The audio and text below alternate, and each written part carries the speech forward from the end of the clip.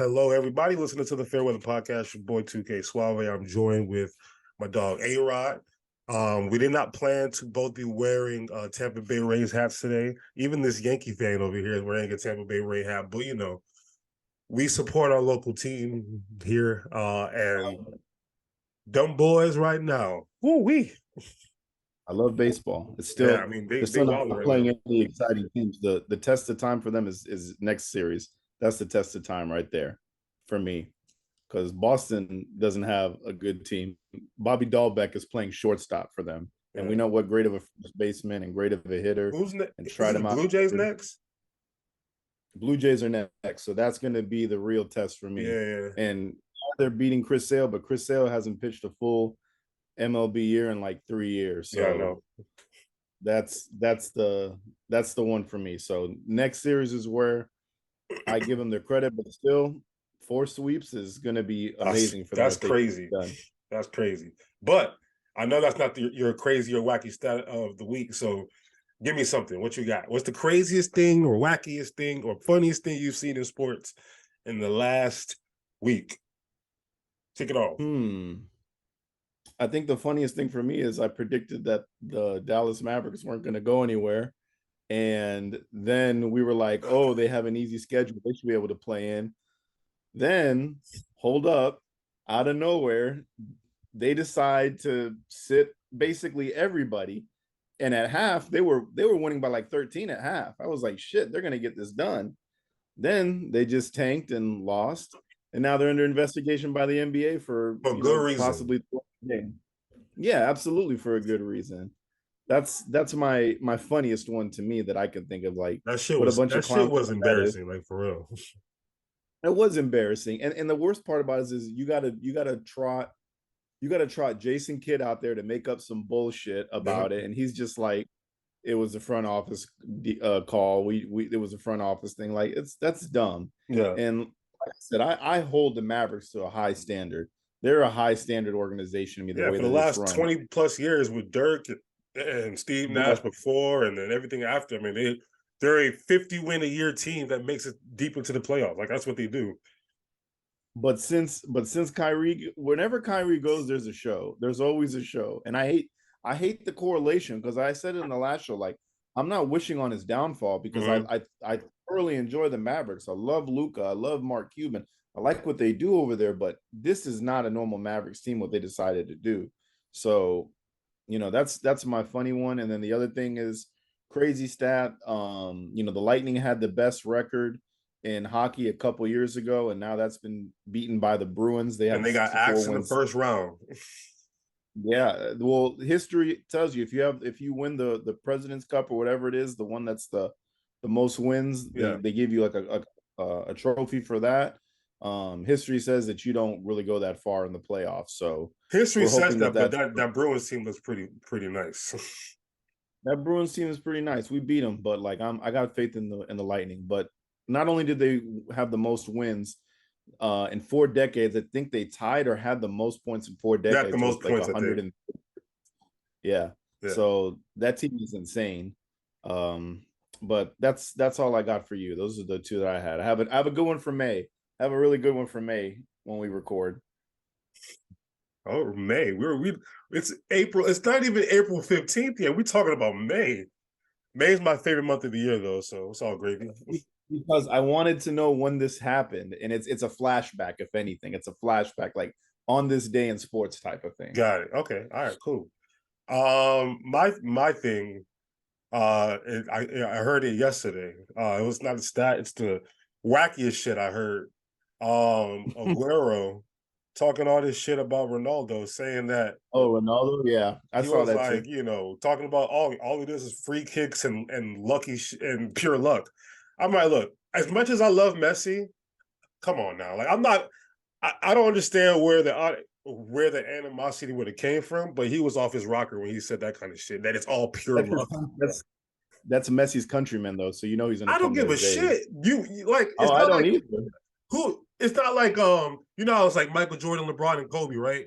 It's not like someone's gonna say, "Nah, LeBron James is trash" because they love Michael Jordan so much. Well, people do say that because they're crazy. The people who say shit like that to me are like, "Yo, you have a legit issue." So I thought that was pretty eye opening, kind of weird, kind of a weird angle to come from. But hey, I mean, hey, Oh, another one I got. Holland, man, dude's a fucking monster, man. yeah. Erling Holland Is it like like every week, 38 like goals in 24 games or something like that?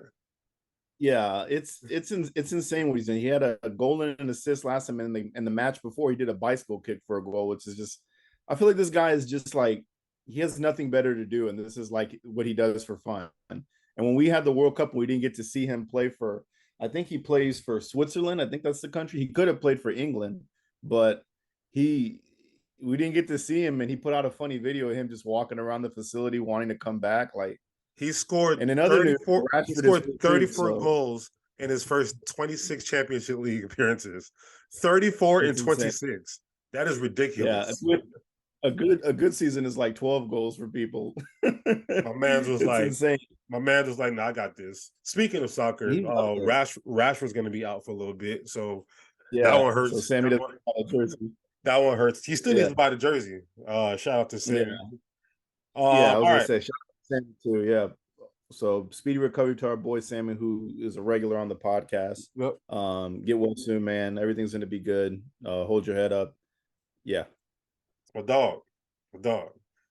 If you don't know, By that Rashford. if you don't know something about Sammy, this dude does marathons and shit, and has fun doing marathons. I don't know who likes to run out of my people. All you people who listen to this podcast, I don't know what it is about running. That shit's so boring. So please explain to me why you like to run, because I don't understand. 26 miles for what? Like, what am I gonna get out of that outside of like a cramp, crawling to the finish line? I'm not trying to deal with that. I'm just trying to, get on the exercise bike for 30 minutes and go home. But that's neither here, it's neither here nor there. Let's talk about some sports. We're gonna kick it off with football, actually, because it's how like, during the offseason the NBA dominates the offseason. Football's doing a pretty good. I wouldn't say it's dominating their offseason, because the NBA is still It's drama NBA based. related. It's What? drama related. It's so Yeah, but drama it's all related. a lot of shit, a lot of drama. You know what I mean? So It's I the feel like same shit we talk about. we have a reoccurring theme on the show for the last month and a half, 2 months, but it's because every week there's a new update. So we're gonna start it off with Lamar Jackson once again, but this time from a different angle. Odell Beckham Jr. signed an $18 million 1-year deal with the Baltimore Ravens last week. Huge surprise. The I called Jets. it. I said that. I called it. I said he would be going there. That's what I said. He was, and then A-Rod also texted me how much he hates OBJ now, and he was gonna buy a jersey and all that shit. I'm like, bro, He didn't even give it. you be all right, bro. This is why I don't like him, because I shouldn't say I don't like him. I like him. I'm just upset. But he was supposed to have a meeting with us Monday. He signed Sunday. I know. So that just bro, 18 M's. Who else was gonna give him 18 M's? Y'all was not gonna give him $18 million. It's gonna tie in what we're gonna talk about. Where does that leave Lamar? You know how it is, where like, so I used to sell cars, right? When I used to sell cars, when I got somebody into my office, the goal is for them to never leave that office to go to another dealership. Like, because if they go to another dealership, 9 times out of 10, they bought it from the other dealership because they went to the other dealership. You got to close them when they're there. He just so happened to have the meeting the day before, and they gave him an offer that he clearly could not refuse, because they probably told him, look, we really want you, OBJ, but DeAndre Hopkins is also available too. So if you want this money, if you don't want this money, we'll find a way to get Hopkins. So take it or leave it. And I think he made the right choice from a financial standpoint. It's like a prove it deal, right? But most prove it deals are not $18 million. It's typically like, like vet minimum kind of contract. He's getting 15 of that guaranteed, and then the rest of it's going to be off of incentives, which it's a new offense, so we'll see how that works for them. We'll see who the quarterback is, which brings us back to the Lamar Jackson situation. So, I put a poll. We put a poll on our page last week. I don't remember how it went, but After they did the signing, Lamar Jackson and OBJ FaceTime each other, talking about yeah, we here, blah blah blah, and apparently they've had meetings recently about him being in Baltimore. So just based off of that, for you, do you think cooler heads will now prevail because they were able to pull off this OBJ trade or I signing? wouldn't I wouldn't say cooler heads, but I think that's definitely trend in the right direction. I think that's something that he needed to see. Like, hey, I know you're taking care of my deal, but what are we doing on the flip side of trying to get Yeah, uh, this offense to tailor to me, where you can see my abilities to throw and not just tag me as or remember me as a running quarterback yeah. or not bad for a running. So I've always said that I think he signs in with the Ravens, and I said if shit gets hairy and this shit goes on with the Jets, and I know we'll touch on Aaron Rodgers in a little bit, and I'll give you my insight on that. I can't wait. I know that's why That, that's why it's on the rundown. yeah, I know. But they should explore that option to try and get Lamar if that's not the case, or if that's the case. But I think things are trending in the right way. I think as shitty as the Ravens are like doing this, I think they're going about it in the right way. Like they're staying out of like all the How front office. I so? haven't really heard anybody. I don't think like you don't hear the front office guys saying anything slick or smart or anything like that. I mean, the They GM was like, they yeah, we're let gonna have to explore a quarterback in the draft. I wouldn't want that's to hear that that about Lamar. yeah, that's I think that's normal nomenclature for any GM of something like that. But Nomenclature. I think Guys, I the think it's word of the week is nomenclature. All right, continue. My bad. The word I have of a the good week is vocabulary. nomenclature. I have a good vocabulary. I Sometimes love I'll it. throw some. Hey, keep it up. But I think they've handled it the right way. I think when the draft is around, you say whatever you want. We know the media feeds into everything, and they want a story. And there wasn't really much you can run with that. With just saying, "Oh yeah, we'll explore quarterbacks." All you can say is they may be looking at quarterbacks. He didn't tell you who they're looking at. Yeah, So I think they're handling in the right way. It's 50-50 for me on it yeah, because I think at the end of the day, like they're in contact with Lamar every day, talking about this, getting it done behind the scenes, and not leaking anything out. They're not telling you any little fun like Lamar didn't pick up our call, yeah. Lamar didn't do this, Lamar's in there. They let Lamar do whatever he wants. Let him be, Lamar. Let him take down his picture. Let him do all that. Like they're gonna get it done. He's gonna be a Raven. So according to that poll that we asked the audience, and we had quite a bit of people, quite a bit of people who actually did vote on this one. So a good sample size. 64% said he stays with the Ravens. 38% says he's going to be elsewhere. So where that elsewhere could be, as we get closer and closer to the draft, I can't foresee anywhere else that he's going to be at. Like it's always cool to play fantasy football, but like what would he look like in a Patriot uniform? What would he look like in a Lion uniform and a Colts uniform? It's cool to play that game, but when it comes down to it, they don't go and spend $18 million on OBJ if they didn't think For Lamar no Jackson was going to be in the picture. Like there was a post on Bleacher Report, oh, the new Ravens offense. They still left Lamar Jackson as the quarterback. You know what I mean? So, you got Lamar, you got J.K. Dobbins, you got Rashad Bateman, you got OBJ. I mean, Gus Edwards. Mark Andrews. You have a formidable offense. Now it's all And about then the play calling. and if they draft a receiver too, woof. And we're gonna talk about our mock drafts in a little bit too. I'll just kind of just sneak this one in, but like I thought about changing because I have them drafting a receiver in mock draft 1 and mock draft 2. I was like, you know what, they're still gonna draft a receiver because OBJ is only a 1-year deal anyway. So this year they could have an explosive receiver from the draft, a rejuvenated OBJ now that he's been rested for he's gonna be a little rusty, obviously, but he's going to come back with, how like with the Rams, it took a little bit of time for him to ramp it up, but he was on his way to go win the Super Bowl MVP. And Rashad Bateman is a good receiver.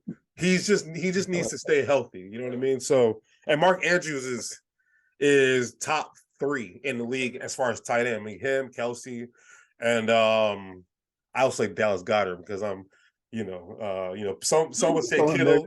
Some would say Kittle. I say Kittle. I say Kittle's the second best. So no, Kittle is.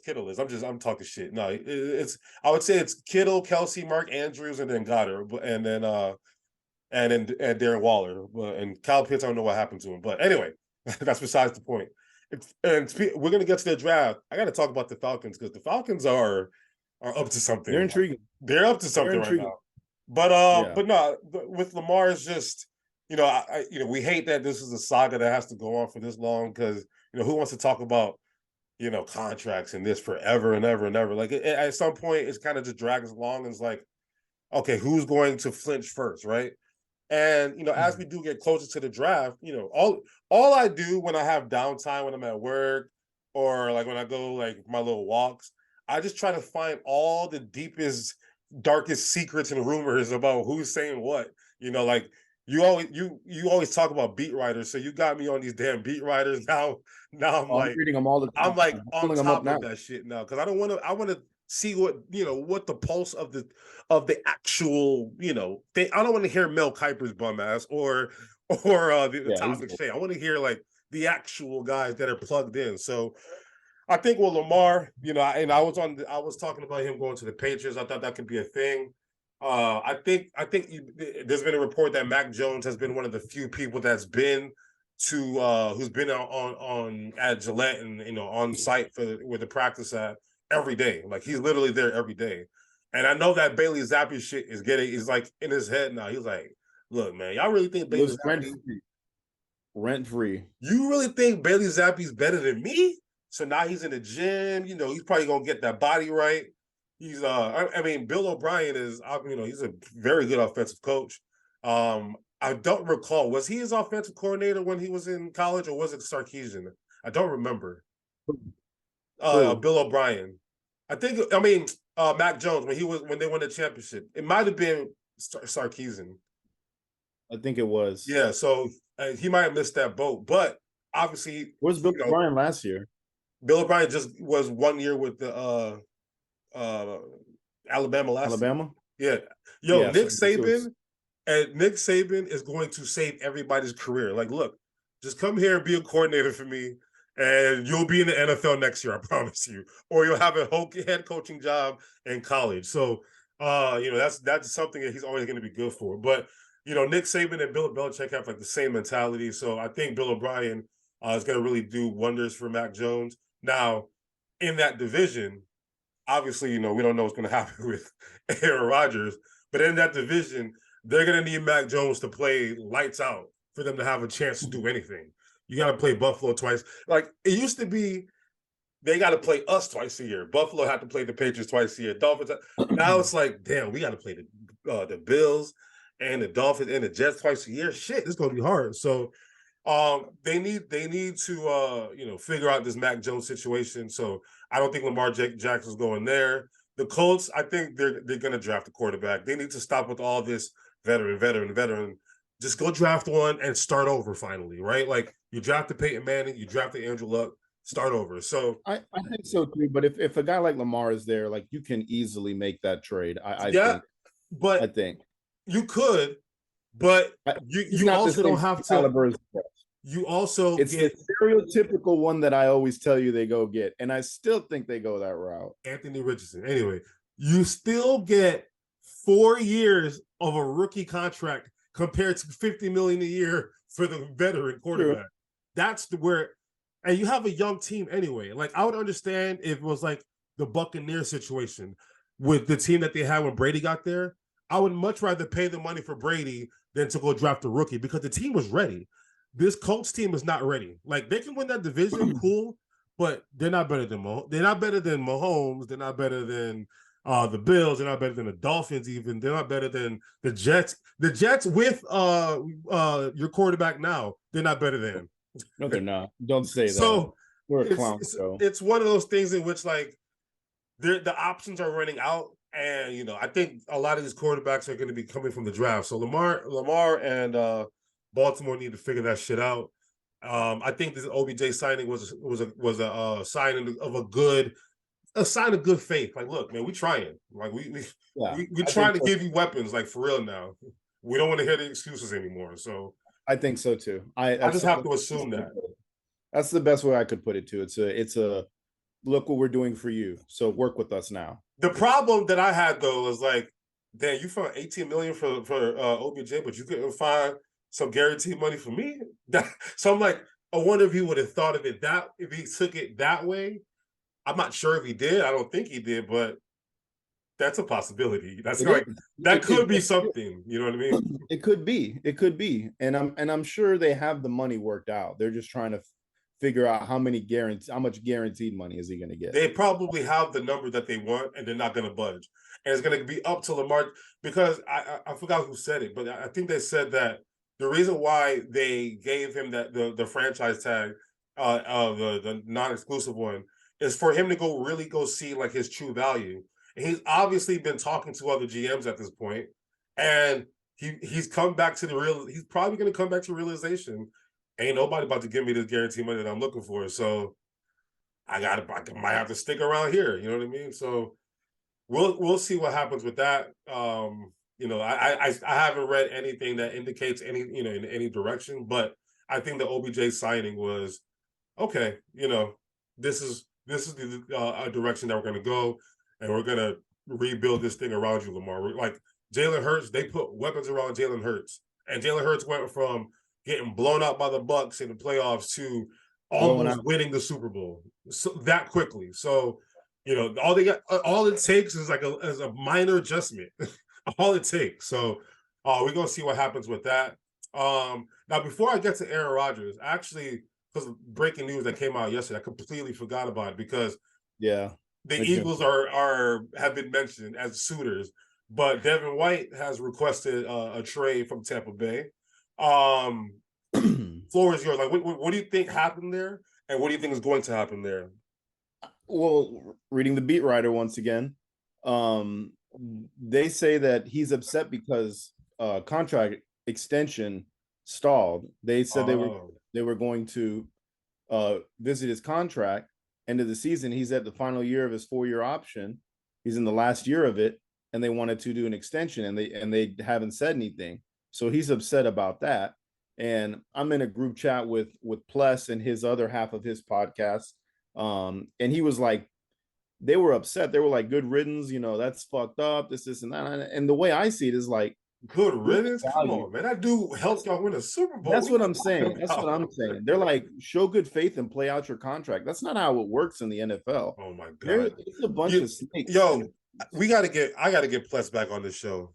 Pless didn't say that. It was his okay, because like during the Tom Brady era there, all them Buck fans was getting on my nerves. And I would subtweet Pless, and I'm like, I need you to see this. Yeah. You don't blame. Yeah, I really want to get him on to really just get his, get where his heart is at with everything. And I want his co-host too, but it's like pulling teeth, man. That dude fucking sucks. I don't know him. I need to get Pless on. Pless is the plus pre-draft. He's good with all the videos and shit. So he definitely is. Hey, Pless, we trying to get you on next week. All right. But yeah, they were like, good riddance, have good faith and play out your contract and it'll all pan out. No, you could get hurt and they could be like, no, we don't want to do this. And he did have a down year last year. He's a one-trick pony. He can tackle, but when it's against the pass against him, he ain't going to be able to run up with them like that. That's not the type of linebacker he is. He's just to take care of the running back, take care of the short yardage guys in front of you. He's not he's fast as shit. He's very athletic. But look at where he graded as like a what do you call it? A passing linebacker. Like in the past, he graded poor. Yeah, they was carving him up this year. Yeah, they really were. So that's me personally. I pay the guy. Like, he helped you win a Super Bowl. He's iconic. He's loved in the city. You've got him on a column at the stadium. Like, what are we doing here? Take care of the guy's 5th-year option, and then worry about a long-term deal if you want. If not, you picked up his 5th year at least, and you can keep him there for a little bit. So, yeah, I'd love to see him in green and white. Don't get me wrong, or even in your colors too. It'd be nice to get him away. But I heard the Giants are in on that too. That would scare the hell out of me. There's a lot of teams. We could use another linebacker on the opposite of Mosley. If we had Quentin Williams Mosley and Devin White. Oof. Yeah, I mean, y'all listen. Y'all are ready. That's why it makes sense for y'all to get a There's quarterback rather than a rookie. You know what I mean? I got another issue for you when we get to the Jets. I'll talk about it. So, all right, just take it away. Because now, all right, we'll Devin White will figure that thing out. Let me just give my quick take on that. Yeah. It's always this thing where it's like management versus the player, and I hate when it comes down to that. So, like, for those guys to say, good riddance and blah blah blah, the shit bothers me because, like, if your employer told you, hey, if you were outperforming your contract at your job, and you're like, yo, I'll outperform my contract, and I'm ready to kind of re-up on my salary or something, you're not going to be like, good riddance to myself. You're going to go look for another job then because they're not paying you enough. So all this shit about good riddance, like, put yourself in the position of that player before you say dumb shit like that. I'm sorry. It always bothers me because, like, at the end of the day, they're independent contractors and they're going to do what's best for their family. I don't give, like, that's just how it works. That's what you do as an independent contractor. But anyway, let's go to the state of New York. So in New York, specifically the two teams that play, well, y'all play, what is it, Meadowlands or whatever that shit's called now? What is it? MetLife Stadium? That's where y'all play? That's so cute. Y'all share a stadium with another team. Anyway, we got some disgruntled running back for the Giants who is not signing his franchise tag, and we have a game of like chicken or whatever with the Jets and Aaron Rodgers. So got two for the Jets. One that you're not even thinking of that I think. Tell me the other one. Okay, so we got Mr. We don't know what's good. Now you see me, now you don't. Aaron Rodgers, who's been quiet as a church mouse. He's in another dark retreat. He is, bro. Like, I'm gonna tell you my take on Aaron Rodgers right now. This is how I truly feel. I said end of the season that Zach Wilson would be our week 1 starter, and I'm sticking by those guns. I do not believe this deal's going to get done. It's going to get done. I heard they're both dug in. Like, both GMs are dug in. They're dug in. Unless the Packers are petty, and they can be like, you know what? I don't want to trade him. Because at the end of the day, they don't have to trade him. So unless the Packers are petty, I think another team enters the talks. Who could it be? Tennessee? No. The 49ers? Yes. I think the 49ers say, you know what? We'll give up on Trey Lance. We got Brock Purdy getting paid $365,000 to be our quarterback of the future. We ride it out with Aaron Rodgers for 2 years or 1 year, whatever it is. I'm telling you, I have this horrible gut feeling because still have not seen the framework. Still are like, even the beat writers don't know. They have guesses of what they are. They can't even pull it out of the GMs. A man by the name of Peter Panassi. He's a beat writer for the 49ers. He has closed the door on the possibility of the Jets. I mean, of the 49ers getting Aaron Rodgers. It ain't happening. It ain't happening.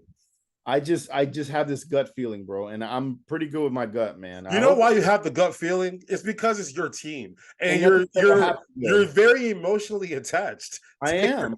Take your emotion out. There's a bigger one I'm going to tell you. There's a bigger one I'm going to tell you in just a second.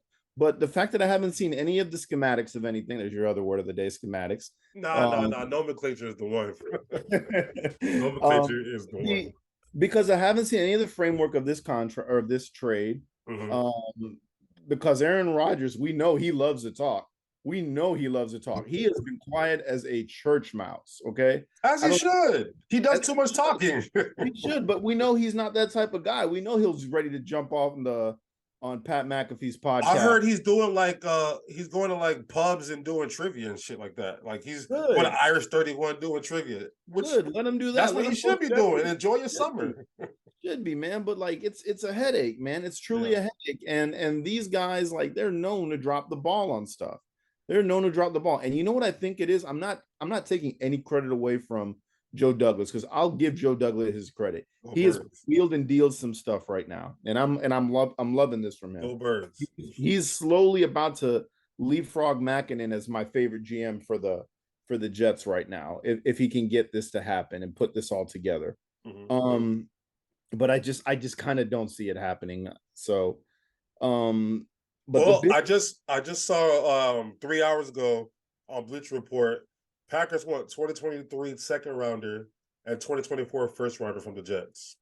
I I don't mean, know. that seems fair to me.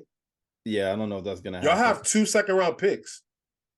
It's true. So get rid of one of them and get rid of next year's first, and who cares? Y'all gonna be if your season goes how it's supposed to go, you're picking in the late 20s. So like, okay, whatever, cool. You lose a pick. I mean, to me, that's a fair trade. Well, we'll see. I still don't know what they are. That's just speculation. So we don't. Johnson refuses to deal a guaranteed first round pick. Yeah, that's also the thing I'm seeing is that So this is going to be lingering then. Yeah, they're saying it's going to go on till after the draft. Not I believe that. I definitely believe that. I believe that. So it's a headache. I'd rather get rid of these picks now and what do the Rams GM say? Fuck them picks right now. Like, but now look at them. They're in the shithole. Yeah, they are. But at the same time, fuck them picks right now. Like, get the guy. I mean, if you get the Lombardi, then it was all worth it. And it was all worth it. But here's the bigger kicker to me. Here's the bigger kicker to me is Quinnen Williams. Quinnen Williams is playing on his 5th year and has not got an extension. And he's already formed the team. He will not be at OTAs. Here's what bothers me the most about that. You've got the Aaron Rodgers saga going on. You got us who should be worrying about this guy. This guy's important. And then what do the shitty ass Titans do? What did they do? 94 million extension. Oh, yeah. That was big. That was big. When I saw that, I fucking was like, God damn, it is going to get even worse for me now. Jeffrey Simmons. Yeah. So now you've set the bar. A guy who literally on draft day was supposed to go top 3 and then apparently like beat some chick, and now he's getting paid 94 million. The Sean Watson effect. Literally, it fucks up everything for the quarterback market. And now for the defensive tackle market's going to do the same thing. Hey, I'm a firm believer in people can change. So maybe he has changed. Like, I'm not holding his draft day issues against him. Apparently, he like pistol whipped some chick. But like, dude, 94 million is a lot. Now Quinnen Williams is going to see that. 4-year deal. Damn, what kind of math is that? It's like 22 a year? 23? Yeah, it's a lot, man. Yeah. But we need him back. He's going to earn, I think it's like 10 mil or close to a 9 point something mil in his 5th year option. Yeah, hell no. They need to get this boy signed and ready to go. Especially somebody that size. Like there's so many fat guys falling on your legs every single play. I need my guaranteed money. Contract year. What do I tell you? 4th year in his contract year and for his 4th year option? Yeah. He played well. They said, we're picking up that 5th. No problem. This year, his past year, he played lights out. He played the best I ever seen. Yeah, he was light on his feet this year. He was first team All-Pro. Yeah. Pay him. Fucking pay him. We have the money. We've got the But y'all still got to figure out Aaron Rodgers. And that's the fucking problem. So everything is being held up right now. Dude, everything is – I'm going insane. I'm going literally insane. Like, they're cutting contracts of, like, who cares? Braxton Berrios, pennies. Give him to the Dolphins. Let him go back home. Fucking everybody else, like, God, this is the one that's going to – if we don't keep him, we are not going to be as good as everybody thinks we are. Let's look at y'all cap situation. We have enough cap to keep it. Y'all got some money. We do have money. Y'all fine. Y'all giving CJ Mosley a lot of money, but he deserves it. He's a tackling machine. I got you. I'm pretty sure he's first or second team All-Pro this year.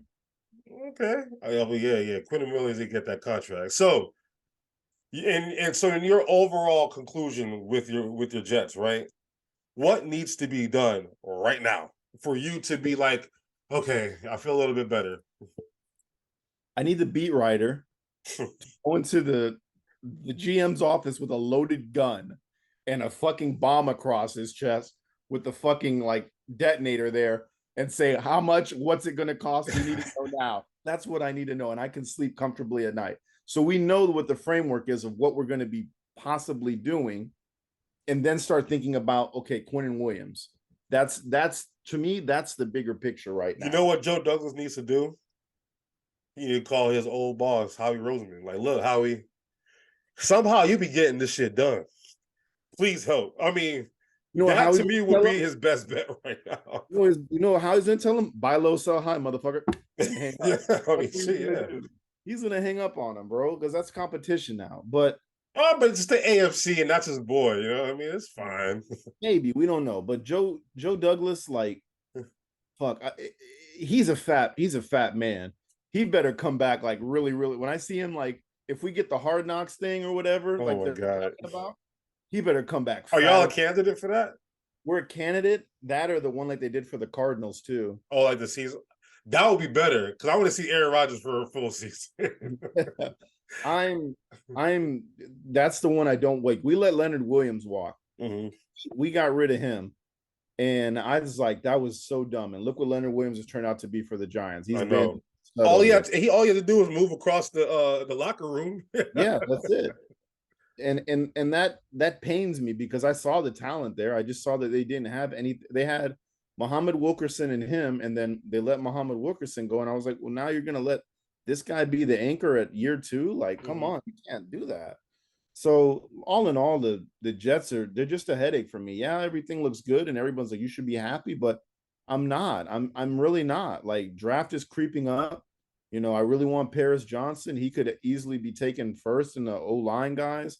Then you got to, and then I know the Bears would be stupid not to draft an O-line guy unless like, Peter Skoronsky. unless Carter falls to them. Like, Yeah.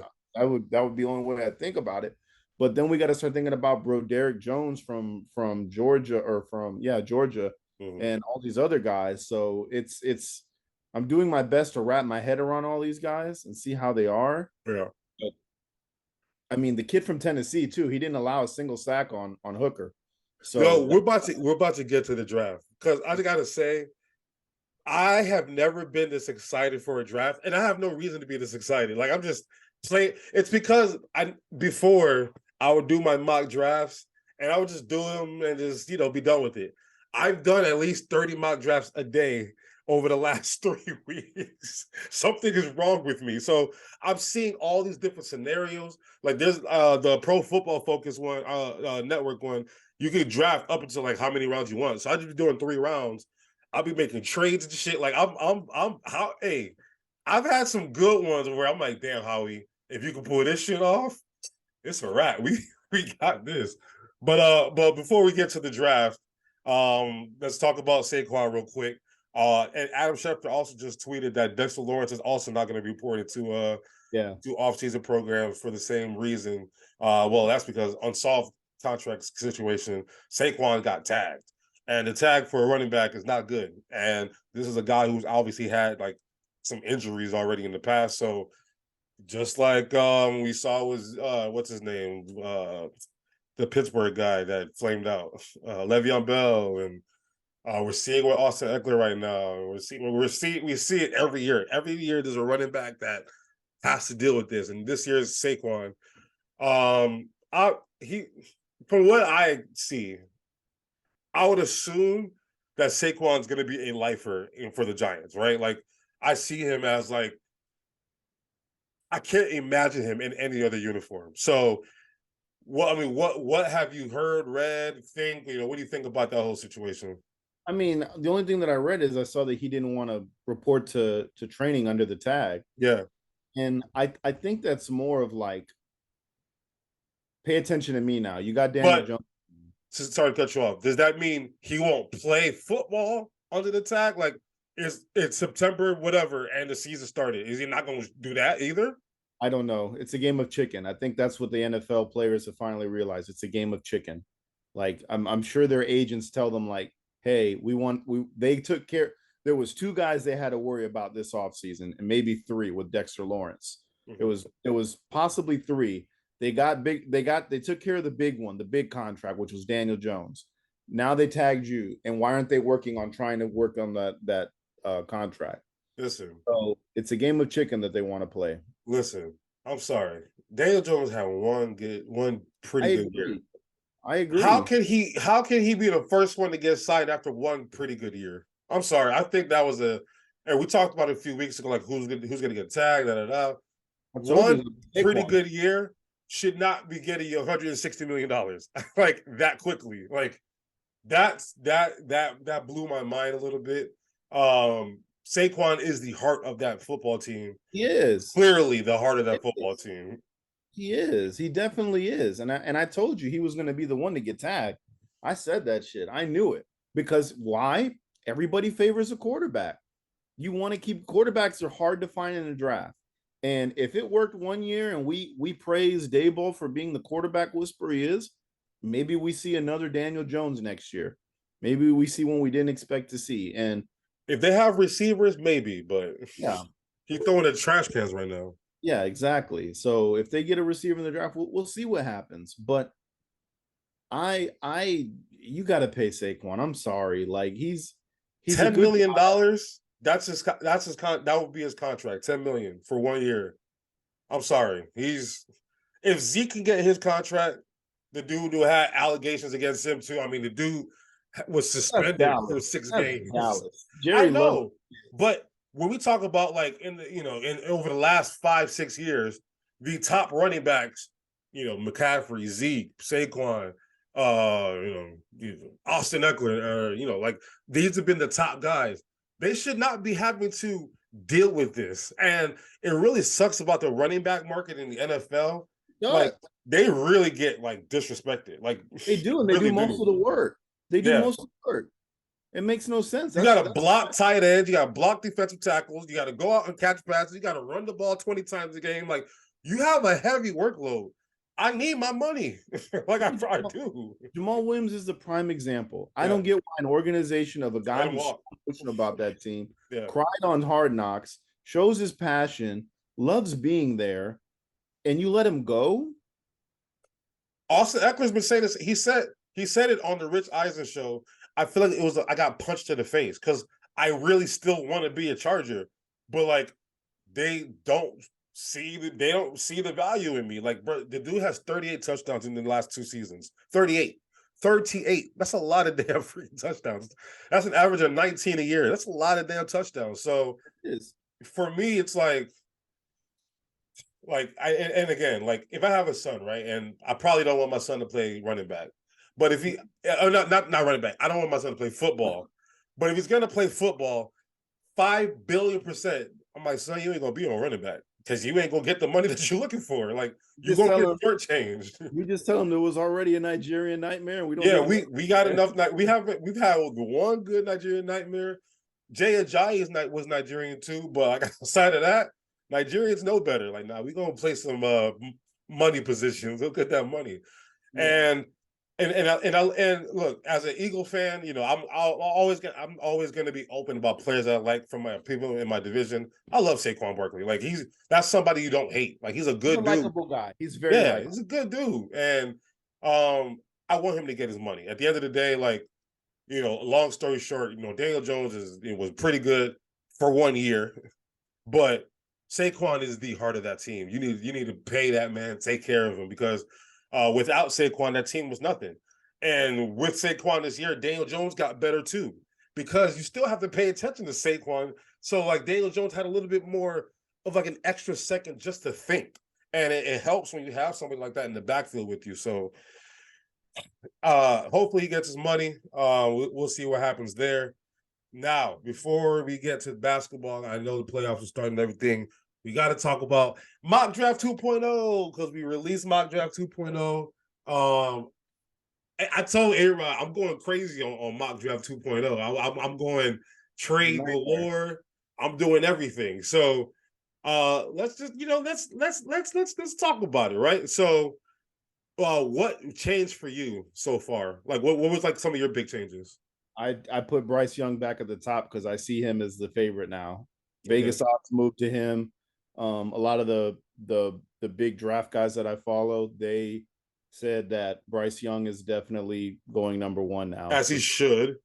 Yeah. But I just changed it just for the fun of it. And I threw Hendon Hooker in there as well because he's a name that's leapfrogging too. Where'd you put him at? I put him at where did I put Hooker at? Oh, to Washington. 16 to Washington, yeah. I feel like that I heard there's they were sold on Sam Howell. I was reading differently. I was reading that he went into Washington for a meeting with them. So True. and a lot of these quarterbacks are going, like Anthony Richardson's going to meetings with the Raiders. He's going to meetings with the Colts, Titans too. with the Titans, the Yeah. Texans. And we both did trades in our draft. You did a lot more. I just I did a did lot. Yeah. I only did one. I did one because I think Tennessee is very hungry for a quarterback. I think they tested out with old boy from Ole Miss, and they didn't like what they saw. And I think they're ready to kick the tires on Tannehill after this year. Yeah. So I'm thinking they're going to trade into 3 and get Anthony Richardson there, which plugs into the Colts getting their prototypical white statue at the helm. So um yeah, it's an interesting draft. It's gonna be kind of wild. I think there's a lot of players that could enter in at the end that are projected to go day 2 and day 3.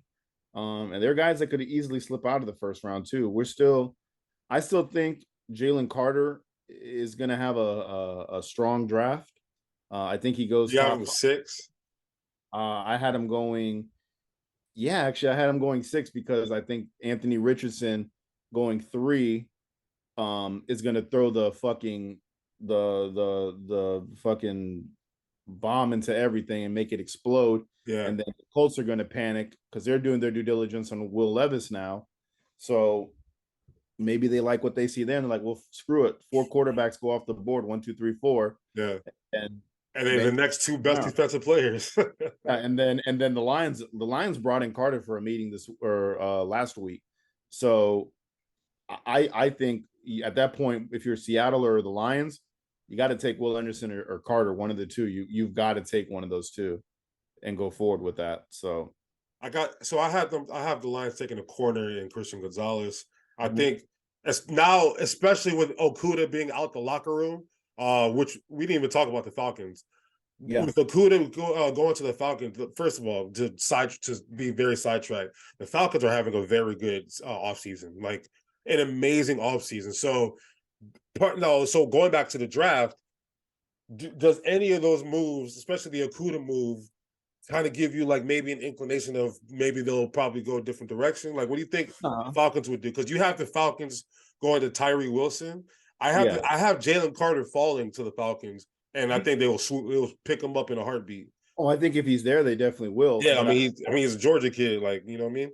But I also think that now that you got Okuda, you also have the other guy from Clemson on the other end. So now you've got your 2 corners. Yeah, AJ Terrell. So that means they don't need a corner no more. Yeah. So and you have them. Oh, you got them going Tyree. Yeah, I go with Tyree Wilson. That's why. But what about the Lions? The Lions. Who is their secondary? They got your boy, C.J. Gardner-Johnson, as safety, but who are their corners? I don't know. I feel like they got no corners. They got 2 first-round picks, so they need to get a corner.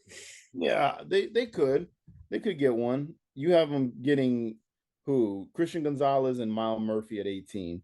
So they at 18, you get Miles Murphy at 18, you get your pass rusher, and then you get your corner early on. Or they could get the pass rusher there, early, and then get like a Devon Witherspoon, Banks or Witherspoon, or Banks, or Joey Porter Jr., something like that too. I think there's a lot of DBs in this draft. There are. It's a pretty solid DB draft. And I think they can wait. I think they'll get the best available on the board.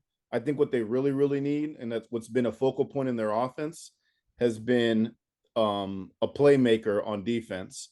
And that's in the core or on the line. That's why I think they're going to go after Jalen Carter if he slips there. Like, you can't. Because realistically, it's Aiden Hutchinson, Isaiah Buggs, Aleem McNeil, Charles Harris. Yeah. Yeah, they could definitely use some work up there too. Yeah. You got so Cameron Sutton as one of the corners as well. It's not terrible. Pass rusher could be one too for sure. So you think outside of Will Anderson, right? Outside of Will Anderson and Jalen Carter, who's the next best interior or edge rusher in your opinion that you've kind of like, because obviously we've been paying attention to a lot of this lately. Who do you think is like the next best out of defensive lineman player or pass rusher? Out of Will Anderson and No, after Will Anderson and Jalen Carter. So I after think them, Tyree Wilson is. you I think think Tyree? yeah. So I've been seeing him leapfrog. his comp that I heard was like Myles Garrett. Is that what you're hearing too, or did you see Yeah, it like I'm that? hearing like crazy thing, and that's like I think that's a little too much to say Yeah. because Myles Garrett is just like a freak of I an mean, yeah, athlete. he's different. Yeah, he's different. I think Tyree Wilson could, in some eyes, if he like surprises people at the draft or like during this whole interview process. Not because Yeah. we've been through combine, we've been through pro days, we've been through personal workouts. So if he puts something that they're like, damn, that guy's a sure shot. Like he could leapfrog Jalen Carter, but I think the first What do you see? What do you look at my draft? Where did I got Tyree Wilson going? to Seattle. It could Fifth, be. right after Will Anderson. That's how I got it. Like so I have mine. C.J. Stroud, Bryce Young. That's interchangeable for me. Like you know me, I'm a Bryce Young guy before anything. But I was just going off of what I've been hearing. But if I had it my way, I go Bryce Young, C.J. Stroud. And then I have the Colts trading up for Anthony Richardson for the third. No matter if it's the Colts, the Titans, or somebody, someone trading up with the Cardinals to go get Anthony Richardson. To me, that's happening no matter what. That's just how I see it. And then the Cardinals, I have them going Will Anderson, but depending on who has the fourth pick, we'll see what happens there. But to me, outside of Will Anderson, the most reliable with less baggage, to me, Tyree Wilson will be perfect for Pete Carroll. So I agree. That's kind of how that's why I asked you that question. Like that's where I figured he will go. And then if the Lions don't go corner, because you did make a good point. I mean, Jalen Carter would be real quick back there. to the Lions. Real quick back to the Lions. Dan Campbell's a former tight end, and he had T.J. Hawkinson there forever. And the Lions have thrived off having a good tight end. So I just feel like they'll want to fix that and retool that because the tight end that's there now is like whatever. But they'll do that at 18, not at 5, not at 6. Yeah, that's what I said. That's okay. Pick. So you got them going. Oh, Kincaid. They'll get the best defensive player that's on the board, and I feel like it's going to be Jalen Carter right there for them, smelling like a white mushroom for them to get right away. And then you want some offense too. You lost some offense. You lost DJ Chark. But they had the best offense last year. So they did, but they lost pieces to it. But the reason why they sucked is because they couldn't guard nobody. So to me, you get a top flight corner and like a Miles Murphy from Clemson, like that to me is a solid first round. That's why I agree. Yeah, I agree. But if Jalen Carter is sitting there and he's not supposed to be there, he's supposed to be the. But why is he falling? Why is he falling? Because teams want quarterbacks right now. That's not the only reason why he's falling. That too. But his shit is bad. Like, but the Lions are doing their homework. They know somebody wants that fourth seed or that third chair. They want that third chair. So they've done their due diligence and they have brought in Jalen Carter for an interview to see how he does. Yeah, but we brought the Jalen Carter in for an interview. Everyone's bringing in Jalen Carter for an interview. Like that's just how it is. All the top 10 teams have brought in Jalen Carter for an interview. Like that's going to happen no matter what. But quite frankly, if he slips, that's a guy he slipped before. Remember Randy Moss? There was no reason for him not to be a top 3 pick, and he slipped all the way down to like 18 or 19 to the Vikings because of off the field stuff. Jalen Carter was part of a reason why there was a car accident that killed his teammate and staff member, and then lied about it to the police. Then he does his pro day, and he comes out of shape. Like you can't rely on somebody like that. I get that, and I believe people can change too. The reason I have him going at 6 is only for the fact that teams want quarterbacks and they're scrambling to get them. And I still think Will Anderson is the best defensive player off the board. Mm-hmm. And why wouldn't Pete Carroll want Will Anderson? I don't got to deal with a headache. I got a championship caliber guy in this kid. Why wouldn't the Lions want Tyree Wilson then? If going with the way you have it, right? You go Will Levis, Will Anderson, and then Jalen Carter. I would go Tyree to the Lions then, and then the Raiders. I got 4 quarterbacks going first round. First 4 picks are going to be fine. And then I say Will Anderson, and then I think the Lions just take Jalen Carter. That's just my. Or they take Tyree Wilson, who. Or they could. Less baggage.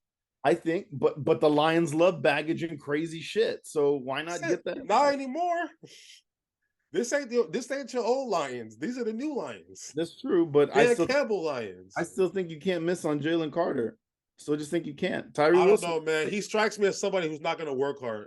Like, I really don't like his body language at all. Like, he looks fantastic as a football player in college, but to me, I'm not sure about his work ethic. Again, you could be right. He could go. I mean, he can go 5 or 4 for all we know.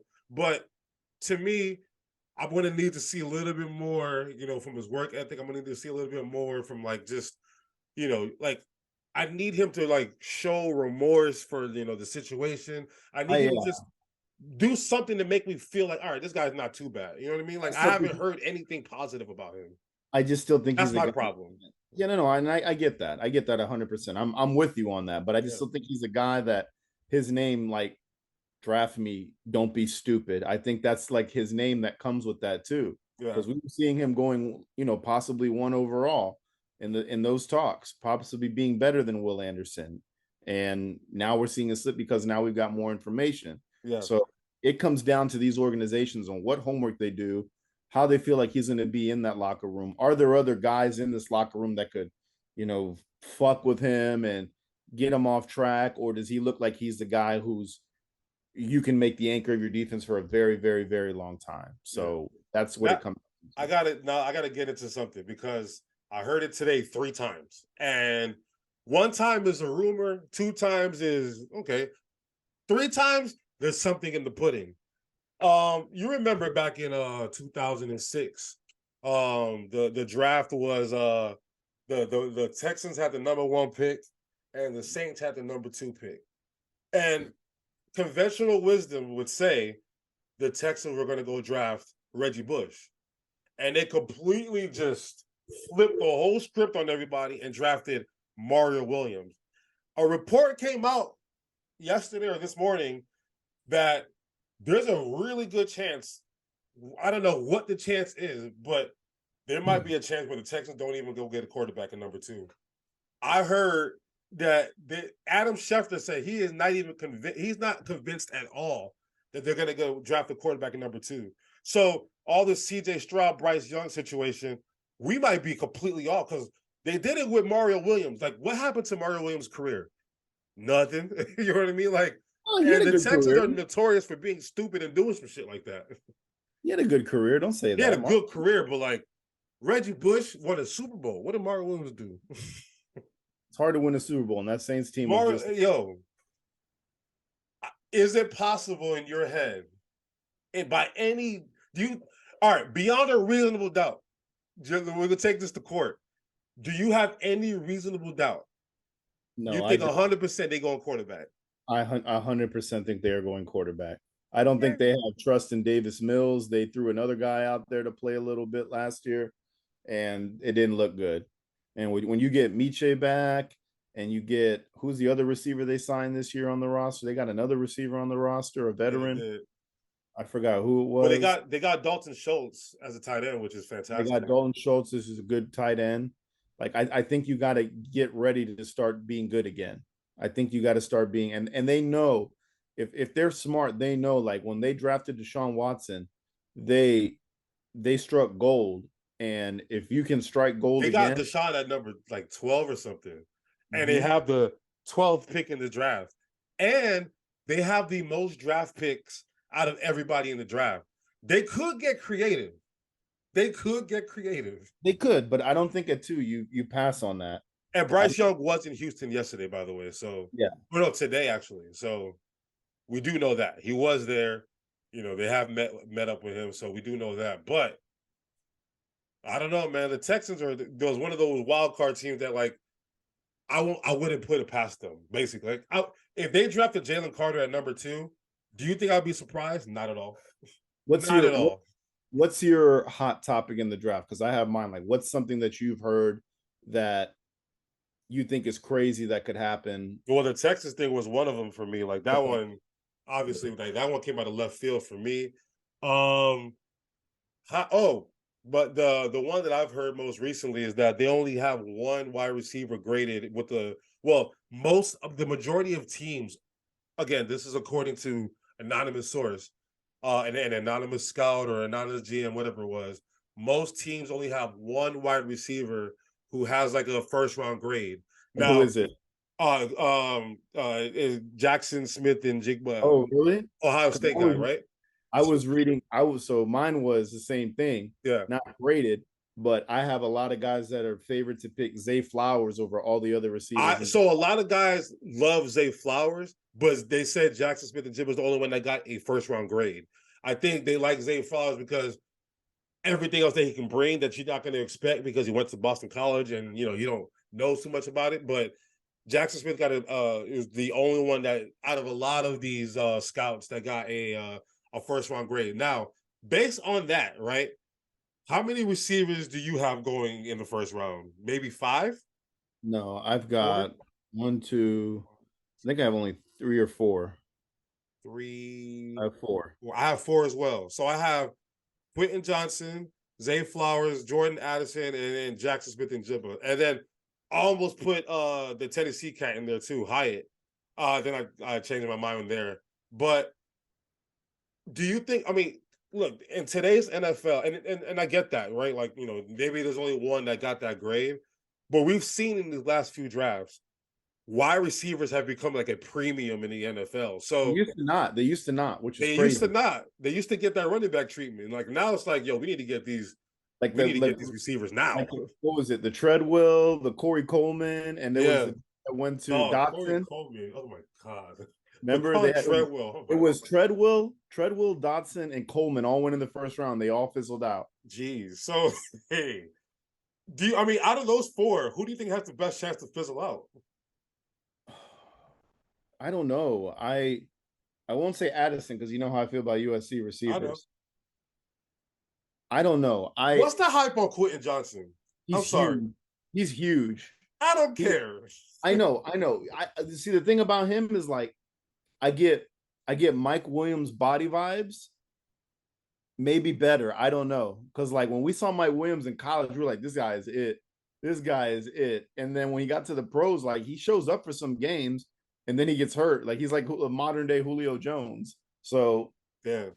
I don't know. He visited with Tennessee yesterday, Green Bay, the Cowboys. So he's going. I mean, to me, he's definitely going first round. Like I think he's going first round. I think if the Texans get Bryce Young, I think they'll get Jackson Smith. I think you saw what I did. If looking at my mouth. You put Quentin Johnston for the Texans. I did because I forgot about the flip, but I think they'll get the receiver he wants. With me, I went crazy with the trade. So I have the Philadelphia Eagles trading down from 10 to 12 and letting the Texans come up to 10 to go make sure they get Jackson Smith, because Tennessee, for all we know, if they don't drop the quarterback in the first round, they definitely need wide receiver help. Like on everything in this planet, they don't have any wide receivers. Like they need it all. They need everything. But they need a solid wide receiver. Like that is number one. Like what's his name was okay last year, Arkansas kid, but like they need to go get another receiver. So to me, I think if the Eagles can trade back to 12, I got us going Noah Smith. That would make me very happy. And then we also, we can trade that 30th pick and go get Derrick Henry for all. Listen, Derrick Henry is available. I know that for a fact. Okay. I think we need to use that 30th pick and just like, screw it. Let's go get Derrick Henry. With that in our offense, it's over for everybody. But I think Jackson Smith is and Jim is definitely the. I mean, look, I watch a lot of Ohio State games. Them boys was good, man. Like it's either they were good or C.J. Stroud was good. And to me, all facets of them were good, except for when they play Michigan, because we like that. But Marvin Harrison's kid going in the draft this year. Yeah, he's next year is his is when he's eligible to enter the draft. He was balling. So I think the Tennessee Titans definitely have to go with one. So I think if Jackson's already off the board, I would go Quentin Johnson, or I would probably go Zay Flowers. But I have Zay Flowers going to the Ravens still. We both do. We do? Okay, and then I have Jordan Addison going to the Vikings because they got rid of Adam Thielen. I think it would be like, look, they have Jalen Rager, and they got the other cat that had like a good game last year against Okay, the Colts. But they could go get a Zay Flowers or a Jordan Addison, and I think they'll be very happy with that. At 23. So, and then you have Noah Smith dropping to 24. You don't think Noah's gonna snag him in the team? Well, he's one that I think will skyrocket up a little. I just need to hear a little bit more. I've been hearing just like teams are coveting him and they like him. Yeah. I just don't know which team, like, because everyone's like, oh, if he falls to us, we're there for him. Like, I feel like there's so many more better players that kind of like go, like, I feel like he's a dark horse. He's like, I don't want to compare him to Micah Parsons, but I want to compare him to like Micah Parsons falling in the draft. No, I'm comparing him to Micah Parsons. Yeah. Like, I am 1,000% comparing him. Like, why do we like Micah Parsons so much? He's a freak athlete. Like, he's a freak. He was supposed to go top 3, I told you, and then he's a freak. Like, he has top 3 athletic ability. That means he's a freak, and you need to go get him and figure it out. Like, when you have somebody like that, you'll figure something out, and that's, to me, what we need to do with us specifically. Don't let him get into 13, 14, 15. 10, 11, 12, I want him right there. Now, for a couple questions. What was the crazy thing for you that you've been hearing about, or rumors or crazy things in the draft that could happen? And then also, what are we doing with Bijan Robinson? Because you got him going to the Cowboys at 26. I don't think Bijan's going to make it past 2020. So someone's going to trade to go get him, I think. I don't know. But so answer that first question first, and then we'll get to Bijan Robinson. The craziest thing that I'm hearing is, the craziest thing I heard is Hendon Hooker now entered into the first round. Yeah, he's entered the chat. He's definitely entered the chat, and a lot of teams grade him as the 3rd best quarterback in the draft. Like, he could easily be your 3rd quarterback off the board. So we could see Washington. Yeah, I think Washington. He went to Washington. He went to the Bucks. He went to the Packers. I think the Bucks will be. Think about it. Baker Mayfield's on a 1-year deal, and Hooker needs a year anyway because he's recovering from ACL injury. So, to me, it's the perfect situation. You have Baker for the year, but you also have Trask, who hasn't played the game yet. Listen, the Arizona Cardinals drafted Josh Rosen in the 1st round and got rid of him the next year. Kyle Trask is not that guy. I would release him from his contract or trade him to the who's a bad team, the Texans or something. Just go away. And you draft. Think about it. The Titans just drafted Malik Willis Willis last year, and they're already thinking about getting another quarterback. Yeah, but we saw him play though, and it didn't look good. He couldn't complete a pass. I've seen Kyle Trask play in the preseason. He's horrible. He's not good. That's preseason. He's not good. I just don't see the Bucks being that type of organization. I just don't see that. The Bucks, we gonna put something. You don't give the Bucks credit for anything. Listen, man, the Bucks are not. Look, Tom Brady fooled the city of Tampa Bay for 3 years. The Jason Light is not a good GM. Okay, don't forget he drafted a kicker in the 2nd round. Okay, that kicker is not even he's not even in the XFL. Is he even in the XFL? Like, the dude can't get a job anywhere, and they drafted him in the 2nd round. So I'm not putting anything past this football team. Everyone was they walk with the chest out because they had Tom Brady for a couple of years, and y'all think y'all is something. Y'all back into the basement where y'all was. And again, I'm not trying to hate on Bucks fans. I am trying to humble you. I am exactly, because at the end of the day, y'all was talking crazy, and rent went up. The cost of houses went up. They built Water Street. Everything got crazy in Tampa when Tom got here, and I need shit to get cheap again. So y'all needed to deal with this basement for like a couple of years. Devin White wants out. Mike Evans eventually going to want out. Just start the rebuild so we can get the prices back down. And then, when Hendon Hooker is ready, he'll be ready. That's how I see it. But, I mean, Baker Mayfield is not a long-term answer to me for them. So they might as well go get a quarterback now. Or unless they wait until next year to get Caleb Williams. I think that's what they're going to do. And I think the Bucks are a dark horse because, like, they need help everywhere. They need help at the running back. They need help. Dark horse for what? For any position. So you went, what did you go with? I went with Branch. I went with Brian Branch. That's what I went with because I think they really need help in the secondary. Um, They need help everywhere. they do. That's the thing, is they could really go any route. I see them getting. I've seen drafts with them getting Bijan Robinson. I've seen drafts with them I getting have seen that too. Hooker. I've seen them getting Levis. I've seen a lot of things going on there. So Oh yeah, anything is Levis possible at visited that them point. the other day. Yeah. Yo, So my girl anything. texted me. She's like, "Why is Will Levis visiting the Bucks?" I'm like, "I don't know. They're gonna have to get in the top 10 to go get him, though. If that's what they want to do." So anything is possible with that And team. according I to what Sharp Football Analysis, Buccaneers' top draft needs: number one, quarterback; number two, offensive line; number three, defensive back. Defensive back's number three. Number one is quarterback. Number two is definitely offensive line, which probably should be number one. But to me, you can build a good offensive line all you want, but you need to get the guy at quarterback that you like before you start worrying about that. So to me, like Andrew Luck came before Quentin Nelson, and then once Quentin Nelson got there, Andrew Luck's life got a little bit better. Go get the quarterback and situate that. He's not playing next year anyway, so get the quarterback and situate it, and you figure everything else after that. So that's kind of what I did with that. Now, Bijan, what are we thinking there? Because like when you have a talent like that, somebody's going to covet his talent and give up the world to go get him. So I mean, I know you got him going down to the Cowboys. I just don't think he's gonna make it down that far.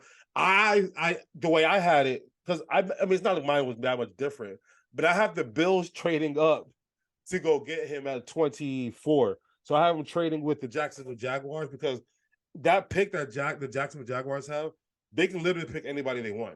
Like so to me, they're very flexible in the 20s. And to me, like the Vikings probably should go with the receiver. The Ravens probably should go with the receiver.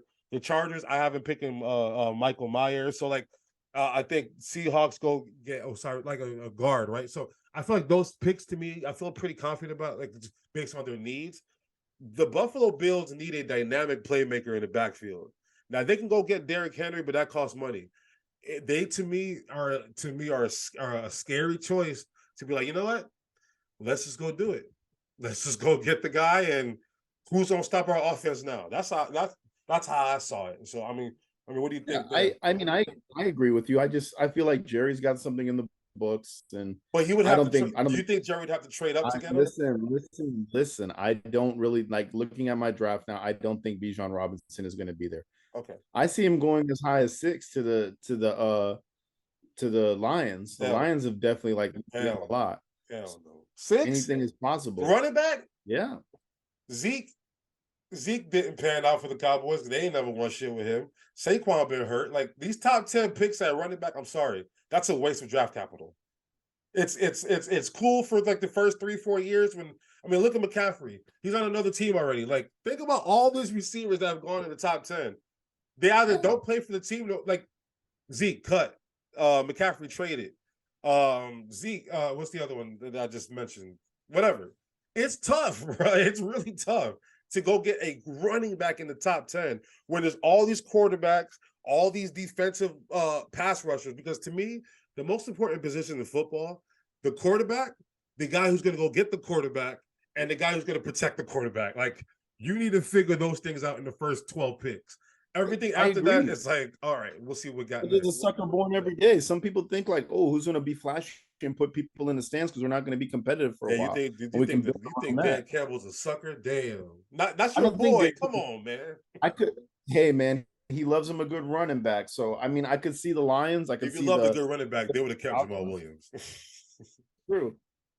They just have a lot of faith in DeAndre Swift, and I just don't see it. And I mean, the Falcons could be another contention for him, another team to look at him, because I know he's visited with Atlanta.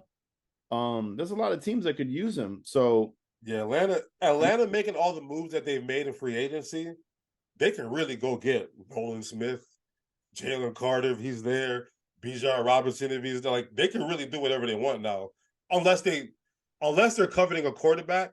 To me, which they don't need to rush on now because they're building a pretty good roster where they could be like the Bucks a couple years ago. We're like, you know what? Let's just go get so and so, and boom, they're like in the Super Bowl just like that quickly.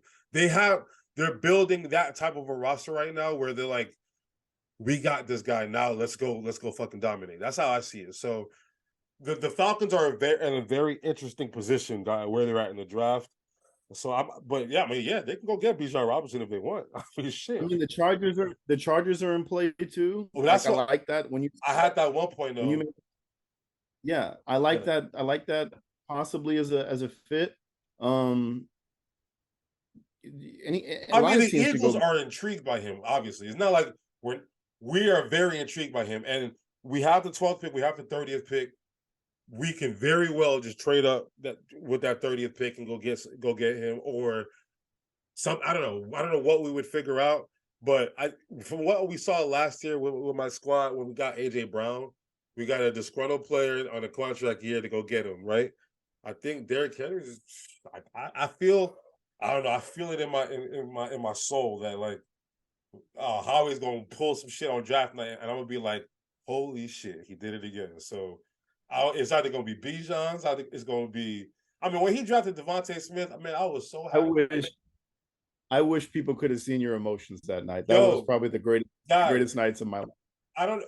We need to go, either we go to like Henderson's or Blind Goat again. But people listening right now, we're going to do something for draft night. We got to do something for draft night. We got to live stream it. We got to do something because like I wanted people to see how my face last year. Like I went from zero. I have the pictures. I was depressed. And then like I was elated like 10 minutes later. That's gonna be my picture for when we do the podcast after the draft. So I'm putting your pictures. That was a crazy moment in my life. But after that, I was like, oh, we going somewhere next year. We got all the way to the Super Bowl. Like damn. But and that's the thing about as we close out on the NFL, because we gotta get to the NBA. That's the thing that we love about the draft. We've had look at how much conversation we just got off just talking about the draft. Like this is like it's so fun. I've been doing mock drafts. Like it's so fun. Like dream. Like like for you. Like what do you got the Jets doing? You got the Jets getting Paris Johnson. Would that make you like really happy? And then have you looked into like second round, like what you could possibly do there or no? So I've already started looking into round 3. Oh yeah, I've been looking all the way down deep, bro. So you have like an idea of like an ideal draft would look like for you, right? Yeah. And doesn't that shit make you excited? It does. It does. They actually love the draft. It makes you excited. Yeah. It just gives you hope. We should do like a special. You know what? We're gonna figure this out. We should just do a draft special with like a panel of people. At the actual like the night of the draft, or like. No, like a quick episode, like just draft special episode. We're gonna figure it out, squad. Give us some ideas. Send us some Instagram messages. Also, really quick, I told you I was gonna make a TikTok and I never did it, but I help with the Instagram reels and they be getting numbers. So y'all might as well just follow us on Instagram and watch our reels because it's the same shit you're gonna get on TikTok. All right. I don't believe in that Gen Z shit. I'm sorry, I can't do it. Can't do it. And China's tracking us, I guess. I don't know what's going on there. I'm gonna just keep that shit on Instagram and just leave it there. I'm gonna just go with Mark Zuckerberg and call it a day with Facebook. So while you're subscribing to us on YouTube and subscribing to us on Apple Podcasts and Spotify, you're also going to follow us on Instagram. And then I'm gonna get on A-Rod because he's gonna make sure the Twitter's popping again because the Twitter kind of died a little bit, but we gonna pick it back up on all the socials. We might get a Twitch account. I don't know. We're gonna see, but we're gonna put a bow on this for right now. We'll drop our last mock draft 3.0 the week of the draft or something like that, just so we can get that lap because the draft is like Thursday night, right? So we have by that night you're gonna see our last draft and we're gonna see how right we were. So we'll leave it there. Let's hop on over to basketball now. The playoffs has already started in the form of the play-in. Last night was a intense, crazy night.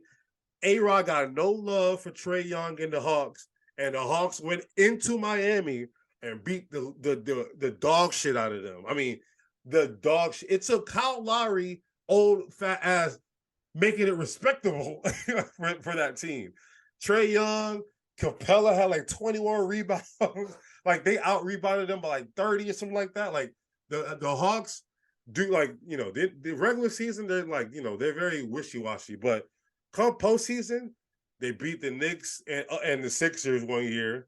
And now this year they've already knocked off Miami. Luckily, Miami has a second chance. And now they got Boston on alert. they got Boston like, you know what? Let's make sure we take them a little bit seriously. And then the next game last night was the Minnesota Laker game, which took about 3 years off of my life. You know, if you guys don't know, I'm a LeBron James fanatic, supporter. I campaigned for him. So, you know, that game was very stressful, but, you know, they were able to pull it out. But honestly, what I enjoyed the most about that whole game was that, damn, the playoffs are definitely here, because you feel that in that game. Like my heart was racing, my hair got a little bit more gray again. Blase, blase, blase. And then tonight, we'll find out what happens with New Orleans and OKC. The Chicago-Toronto game was a blowout for a second, but it's about to end. So you're about to find out live on air whether or not who's winning between Chicago and Toronto. But either way, we'll know it's, you know, it's either OKC or New Orleans, and it's Chicago or Toronto. They're gonna get those last two spots. Looking at the playoffs, right? We already basically have the first round set. We're gonna break it down. I don't want to go. We don't have to go like series by series by series, but let's go. Just get to the first round really quickly, and then we're gonna go to who we got going to the finals. So I'm gonna start off in the Eastern Conference, since that's where we both rely. Or is that the word? Not rely.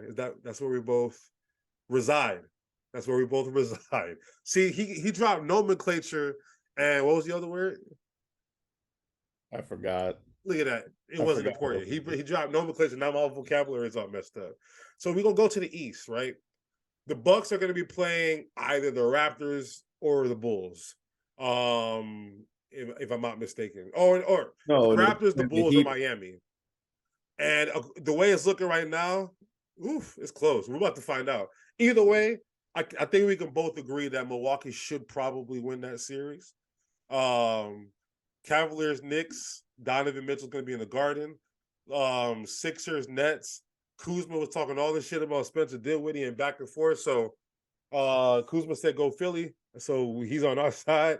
And then we got Celtics and Hawks. So give me some predictions about the first round, intriguing things that you're looking forward to, etc.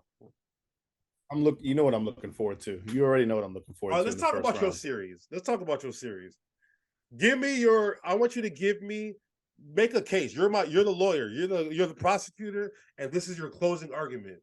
I need you to give me your closing argument on why the Knicks are going to beat the Cavaliers in round one.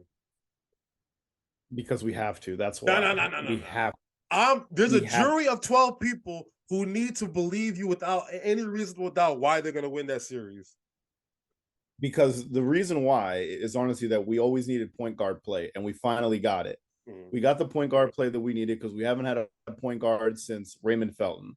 And since then, it's been like USC. 15. Let's go, baby. Yeah. It's been, and he was chunky too. I know, but hey, he was a dog. He was. He's like Kyle Lowry of his time. I'm so sorry. Side note, the Rays are 12-0, guys, just so y'all know. Yeah. We'll get to that in a bit. But we have a point guard. Julius Randle's playing out of his mind. The bench is playing very, very well. Mitchell Robinson is doing what Mitchell Robinson needs to do. And for once in his goddamn life, he's kind of staying out of foul trouble. And I say we have to win because the one thing everybody's hanging on us is you could have Donovan Mitchell. Yeah. And what are the likeliness of us playing Donovan Mitchell? We had to give up everything. We would have to give up everything that we have now. Would not be what it is. So Isaiah, I keep calling him Isaiah, Emmanuel Quickly, Obi Toppin, RJ Barrett, those three guys would have been in Utah. Yeah. So we wouldn't have had that scoring off the bench that we need. So I don't think if we did get Donovan Mitchell, our bench would be as good as it is.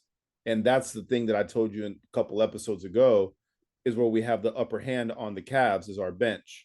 Our bench is definitely deeper. It's definitely better. Yeah. And I just I look for the matchups to be pretty spot on one another. But I think we're getting back a healthy Julius Randle. He's ready to go. Game one. Jalen Brunson's ready to go. RJ Barrett's ready to go. Like as much as RJ Barrett digressed this year, he still averaged 20 points a game. And that's a lot to ask for a guy. Like three starters average 20 points a game. I like that a lot. Yeah. And the emergence of Josh Hart since he came over, like Yeah, he that wants was to a be a Nick. revelation for y'all. That was I didn't know how We perfect that was going to be of a marriage. I didn't either. I knew Yeah. I like him. I like the guy. I didn't know he was Yeah. going to be that good for us. And I like him a lot.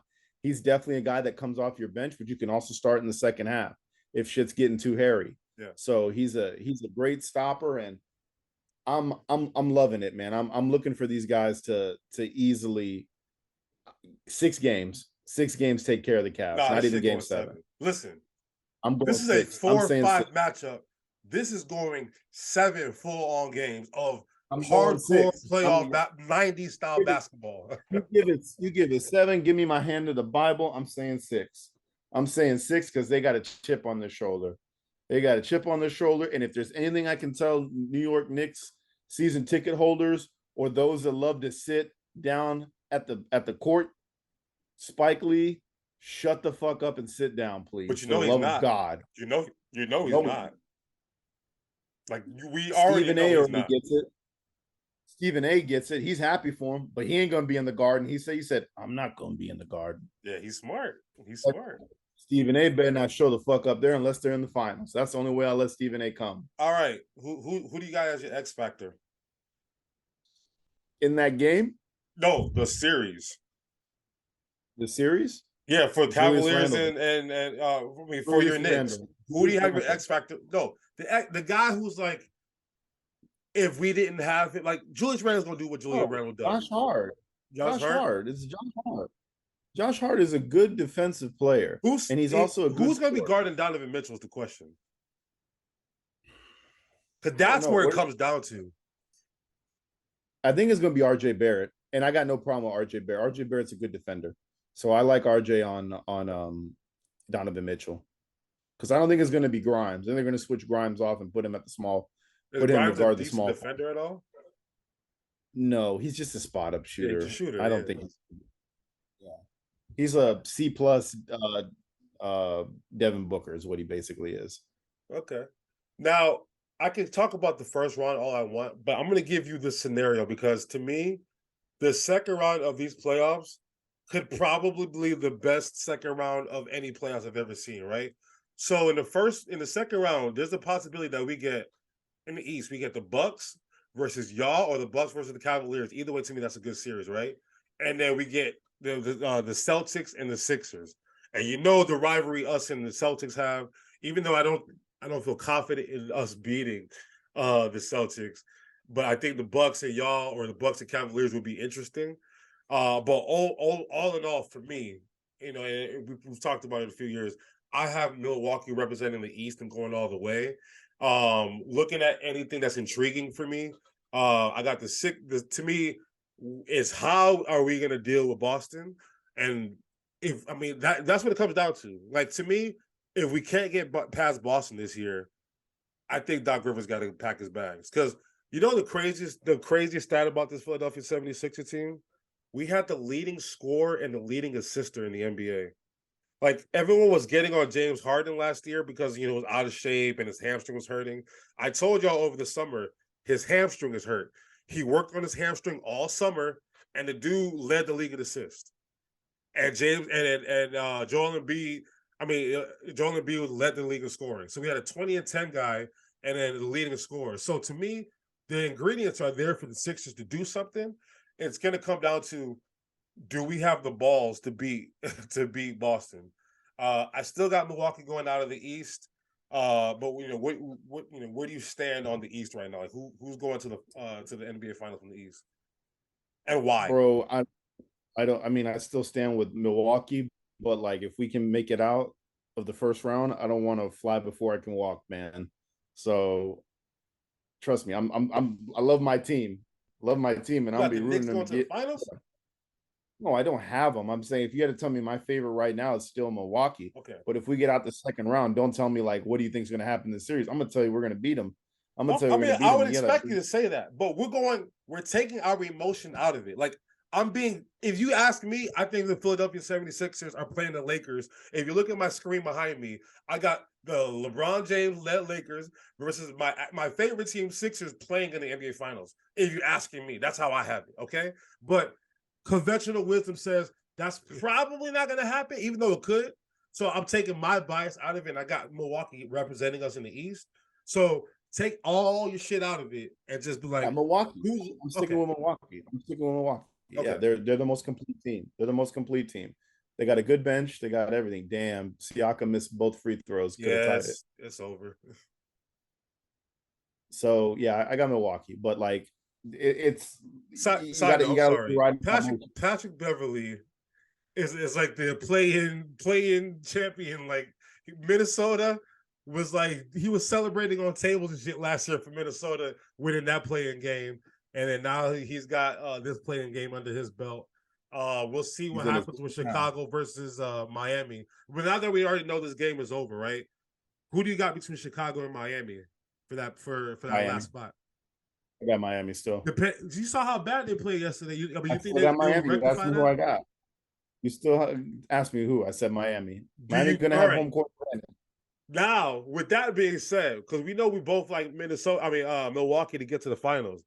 Miami is going to be the 8th seed, right? If they win, they will give Milwaukee some problems. Do you think Miami has what it takes to upset Milwaukee in the first round? Like, give me a percentage chance that you think they have to go win that series. Because you know how Miami be. Miami be on some crazy shit in the playoffs when Jimmy Butler gets going. I'm going to give them to beat Milwaukee. I'm going to give them a solid 15% to beat them. Because the way they look. I got like 25, 30%, which for AC, that's fucking crazy. Like, I really think, and I might be thinking, I might go higher depending on if. You know what? I would agree with you because I feel like the same type of like tenacity and chirpiness that Jimmy Butler has in a discreet way. Yeah. It's the same that Trae Young has as well. It's loud and rambunctious. It is. But I feel like Jimmy's more under the radar than Trae Young is a little bit. Man, he just knows how to. It's like a little brat. That's all. He is, but it's the same caliber. So it's like it's hard for Jimmy to work up against that. Yeah. That's the thing. Like I feel like nobody likes the Hawks, but people in Atlanta. I feel like nobody likes the Hawks except I don't know why. They don't bother nobody. They don't, but like it's just Trae Young. Trae Young. Like he's chosen to be Trae Young enemy number one. Yeah, and Trae Young has also become an intriguing topic that we could have talked about. I mean, we could just get to real quick. I mean, they're talking about. No. Well, I mean, I'm just saying they're talking about getting rid of him, and then he goes and beats the shit out of Miami. So clearly, he's not fazed by all of this stuff. He does relish this moment. Like we saw what he did to y'all and what he did to us. Like he's capable when he wants to be capable. So like I don't know why those trade talks came up, but like it's not. But they've been doing it with John. Player. I mean, look at his stats this year. He had a good year. They do that all the time with their players. They did that with John Collins for like 5 years, so he's still there. So anything is possible. But I like Miami still. Milwaukee. Oh, tomorrow you like Miami? Against Milwaukee. I like Miami. Yeah. Okay, and then but you still got Milwaukee winning that series. Yeah. How many games? I give it 25%. 6. That's okay. I mean, shit. That's a tough. That's a tough first round match. I don't want to give him a gentleman's. I don't want to give him a gentleman's sweep. I think Miami can take 2 from him. Yeah, I would not want to play Miami in the first round. I'm so happy we avoided that. Even though Brooklyn's not going to be no slouch because Brooklyn, Spencer did with him. I mean, not Spencer did with him. Mikal Bridges, me and you've been talking about him. Like he's on some other shit, and he has something to prove against us. Like we drafted him and traded him for Zaire Smith, who I haven't heard from in 3 years. So there's that. But let's go over to the West. The West to me is the most interesting conference that I've ever seen. Like in my life, like the last few years, this year has been the most jam-packed, evenly matched conference that I've ever seen. So I legitimately think looking at the West, the Suns, the Clippers, the Warriors, the Lakers, And the Nuggets to an extent, but I don't like what I've seen from them since the All-Star break. And then to a very small extent, the Grizzlies. I think all those teams have a chance to win to not only make it to the finals, win a championship. Now, I don't think a lot of those teams can beat Milwaukee. I don't think the Nuggets can, the Grizzlies can, the Clippers can, but I do think all those teams have a chance to get to the NBA finals. So in the West, we're gonna have LeBron versus John Morant. That's gonna be a fantastic first round series to me. Sacramento versus Golden State is the Battle of the Bay. That is going to be extremely exciting to me. Clippers versus Suns to get Russell Westbrook versus Kevin Durant, Kawhi Leonard. Like to me, that's another very exciting matchup. And then the Nuggets will play either the T-Wolves, the Pelicans, or the Thunder. The Nuggets will win that series. I don't, they'll win the first round.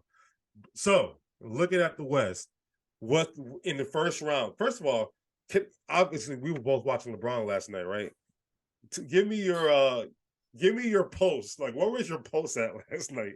Because we know we both like to see LeBron be successful. So I know you were just as stressed as I immediately, as soon as he made that pass to Schroeder and he hit it, and they did it immediately. I said, "You are witnessing greatness. You are witnessing greatness. LeBron can beat you anyway. He doesn't have to score. He is all over the court." Did you see what I tweeted today? You see my tweet? I sent it to you. Oh, yeah, I saw that. But did you see what I tweeted today? I said, seeing LeBron make that pass to Schroeder in that corner for a wide open three and him making that shot, because everyone's always getting, oh, LeBron, he doesn't always take the shots. He's always doing the right play. There's a reason why he did that. He was wide open in the corner. He did that, and I go back to the 2017 NBA Finals. He had Korver wide open in the corner, and Korver, a 45% three-point shooter, missed that exact shot. Early in his career, he had Daniel Marshall in the corner, and Daniel Marshall missed that damn shot. So it's like, when it works, it's like, oh, what a great play. Like Danny Green, remember in the finals in the bubble? LeBron was guarded by 4 people, and they were mad that he passed the ball to a wide open 40% three-point shooter and he missed it. Like, I'm like, look, at the end of the day, LeBron's going to do the right thing because LeBron is that type of player. He's Magic Johnson but a physical specimen that can score. The all-time leading scorer, but plays like Magic Johnson. He's amazing. So he made the right play. But anyway, continue. LeBron literally, my tweet, LeBron literally painted, or actually I piggyback off one of my boys' tweets, but LeBron literally painted a Van Gogh, and then Anthony Davis took a thing of Campbell's soup and threw it all over it at the very end, man. Idiot. Like, you got to be smarter than that. Like, I hate to dog on Anthony Davis because he's definitely been bad, but like, you've got to be smarter than that. I mean, he's played it very well. He won Player of the Month, so it's not like he's finally come through when like everyone started to like rat on him, but you can't do that, bro. You can't do that, bro. Like, come on, bro. That's what put my heart in my stomach when that happened. I was like, you really just fouled Mike Conley in the corner? And even when he shot it, you saw when he shot it, it went up top. So it was like off balance as it was. It was gonna be a miss anyway. You're 6'11". You don't gotta foul him. Just be tall. Just be tall and pay attention to where he's at on the court. He made like 6 threes before that. How was he open in the first place? Like, they got to work on that shit. Like, remember the Mavericks game? Remember the Mavericks game? Who was it? Bertans that made the 3? That was the same shit that happened. How somebody open it on an inbounds play? Like, I don't understand that shit. There's 5 versus 5. Just guard the player, your man. Two things. I forgot to give credit to a player in the East. Give credit to Clint Capella, man. What a game. 21 rebounds. He had 21 rebounds. He dominated that game. Like, he made Bam Adebayo not look like an all-star no more. Like, for real. Yeah, and then in this game, like, LeBron saved them so many times with those blocks on the backboard, man. Yeah. LeBron can read that shit perfectly, man. It's insane. 38 years old, still doing the same shit he's been doing his whole career. And people want to give him shit still, and that bothers me. Like, the man, I've gotten to a point like these just kind of give you like some insight on my personal life, y'all.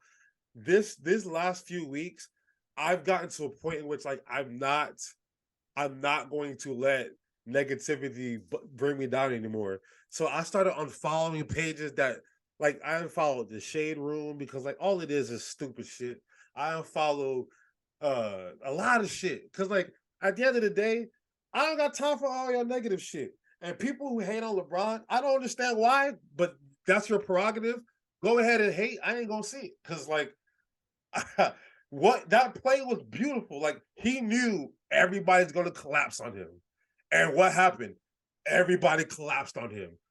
And he had a wide open Dennis Schroeder in the corner. Like that was a Picasso. Like until the camera soup got thrown on it, that was legit a beautiful. I mean, it was beautiful. It was so beautiful because like The if they brave part didn't was the brave part. if they didn't collapse, he was gonna make the layup. You know what I mean? Like if it was just one on him versus Torian Prince, he was going to make that layup. And then, since they all collapsed, okay, I got an open guy in the corner. Like it was simple, the easiest play call ever. So I'm proud. It was an ugly game. Don't get me wrong, it was ugly. That fourth quarter was crazy. But the thing that people are not talking about enough, like I heard these people on Get Up this morning, their take on the Lakers was so bad. One of the dudes said the Lakers only have like one or two people who can create their own shot. I'm like, what are you talking about? Austin Reeves, D'Angelo Russell, LeBron James, Anthony Davis, Hachimura, like Hachimura played a great game. bro, like they all can create their own shot. Like they have a bunch of high IQ basketball players who are willing passers. Like, you know what I respected the most last night out of everybody? Like, I want to give the MVP to LeBron and Dennis Schroeder and AD. I give the MVP to D'Angelo Russell because D'Angelo Russell was a starter and he was having a bad game. And Darvin Ham benched him and his mood did not change. Like, he was the biggest supporter of Schroeder. He was like still engaged. He was still talking. He wasn't pouting. And then when he put him back in, he happily went back in and he took him out. He took him right out. Like, it takes a team to do that kind of stuff. Like, imagine, you start, let's say they take Josh Hart out the game, right? He's having a bad quarter. Like, I don't know how Josh Hart is, but like, you think he's gonna sit on the corner and pout? I hope not, because like, it's such a bad precedent. Like, if they took Draymond Green out the game, he's gonna be on the corner pouting. He will. But when you see a team like this, it's like that gave me so much hope for that Lakers team. They've had the best team since the All-Star break defensively. I think they have like the first and second best record since the All-Star break as well. Like, they are literally playing amazing basketball right now. And then half of that was without LeBron James, but he was hurt. And he still came, and they've kept the synergy going. Momentum. Now they got the whole Tristan Thompson inside the locker room to kind of loosen some things up and talk about Kardashians and shit. My boy DeMarcus Cousins is playing in Puerto Rico. That's interesting. But anyway, I really like what the Lakers have done. Now, based on all of that, obviously, we know the Nuggets are going to be there, the Suns, the Clippers, the Warriors, Grizzlies, a lot of good teams. Like, if you had to give like a power ranking of the top 3 teams that you think in the West can make it to the NBA Finals, who you got? I would say the Suns, the Grizzlies, and then I put the Lakers right there at 3. So what's your take on the Clippers and the Warriors? Because I think the Warriors, to me, are top 3, no matter, they're the defending champs. You're not going to just easily knock off the defending champs. I can't. I would put the Warriors at 2, and then the Grizzlies at 3, and then the Lakers at 4. I don't have faith in the Clippers. No Paul George. Like, I can't see it. I can't see him getting past the second round at best. You think they get past the first round? They have Phoenix in the first round. And that's who you have as your number 1. Yeah. That team is just too fucking electrifying with Kevin Durant. Yeah, I mean, like, Kevin Durant in his last 23 games that he's played, he's like 21-2 or no, like 21-2 or 22-1, some shit like that. Like, Kevin Durant is like, he is a 55-40-90 guy this year. 55% from the field, 40% from 3, 90% from free throw. Like, he's an offensive like wizard. It's crazy with him. That's why that Golden State shit still pisses me off, because he ain't had to go there. He didn't have to do all that. That shit pissed me off. But what is it about Memphis that you like? Because to me, without Steven Adams and what's the other big's name that got hurt too? They got the two of their bigs are not playing. They got Jared Jackson Jr., who's going to be probably the defensive player of the year, but AD got Carl Anthony Towns in foul trouble. And the last time the Lakers played Memphis, Jared Jackson has been constantly in foul trouble against Anthony Davis. So if Jared Jackson's in foul trouble, what can they do with Anthony Davis? Like what do you like about Memphis? Do you think they have a chance to get past the Lakers? Because to me, the only reason why Memphis has a chance is because they have home court advantage. That's how I see it. To me, if the Lakers had home court advantage, they beat them in 6. Easily in 6. I have them still winning in 6, but to me, it would be easy in 6, maybe 5. But go ahead. Yeah, I agree with what you said 100%. I think home court advantage gives it to them. I still think they're young and immature. I still think they're playing with this chip on the shoulder, like we got to beat LeBron because like he's old, not because he's great. Hey, what's his name is talking already? Dylan, Dylan Brooks. That's the other reason why I don't think they're gonna win, because the dude talks way too freaking much. And LeBron, I pray for downfalls. I pray for downfalls. Yeah, what? I pray for downfalls like that. Okay, I pray for a downfall like that. So like I'm praying for that to happen, and I think the Lakers can do it. But the Grizzlies are going to be tough for them to do it against. That's a hard team to do it against. I just don't see it. I don't see it. I don't either. But at the same time, we can make an argument for it too. Like they're second in the West. They're second in the West for a reason. Ja's an amazing player. He's definitely going to be the face of the NBA if he can get his shit right. And he's got a good cast of players. Bane, Jackson Jr. I mean, Dylan Brooks is no slouch too, even though he has that mouth. He's got scores on that team, so it's going to be tough. But I'm still sticking with LeBron. You know, I'm not going to vote. I can't go against him. I just can't do it. So like, and I'm glad he doesn't have to see Kevin Durant. You get what? I'm glad he doesn't have to see Kevin Durant. He's going to have to if he wants to win the championship. It's going to have to happen. Exactly, but I'm just saying I'm glad in the first round he doesn't have to see him. For sure. And then speaking, like I talked about what the Eastern Conference will look like in the second round, and the West would be even crazier. So in the second round, there's a possibility in which we got Lakers versus Golden State, and we got Phoenix versus Denver. Lakers versus Golden State, we got Steph Curry versus LeBron again, and they got KD and them versus the Nuggets. I think they beat the shit out of the Nuggets personally, but that would be a good second round. But who you got representing the West? If I'm a betting man, I'm going with the Phoenix, I'm going Golden State Warriors again. I like that. Like, to me, I want to go Golden State. I think I think the matchup we're supposed to get last year was Milwaukee versus Golden State, and Milwaukee blew it because they didn't have Chris Middleton in the second round. I think, to me, Giannis is the best player in the NBA right now, and I think KD is the second best player in the NBA right now. So I think a Milwaukee versus Phoenix series would be very exciting because a lot of people have them in their top 3 as currently playing. I think that would be a very good litmus test to see who is really him. And Milwaukee's depth, to me, I think Milwaukee has the best team in the NBA. It's all season long. Like they've built a perfect roster, and then they added Jay Crowder just because. Like, well, yeah, let's go get Jay Crowder. So to me, Milwaukee should go all the way. Now, personally, I would love to see the Sixers get past the second round. If we get past the second round, to me, that's a successful season.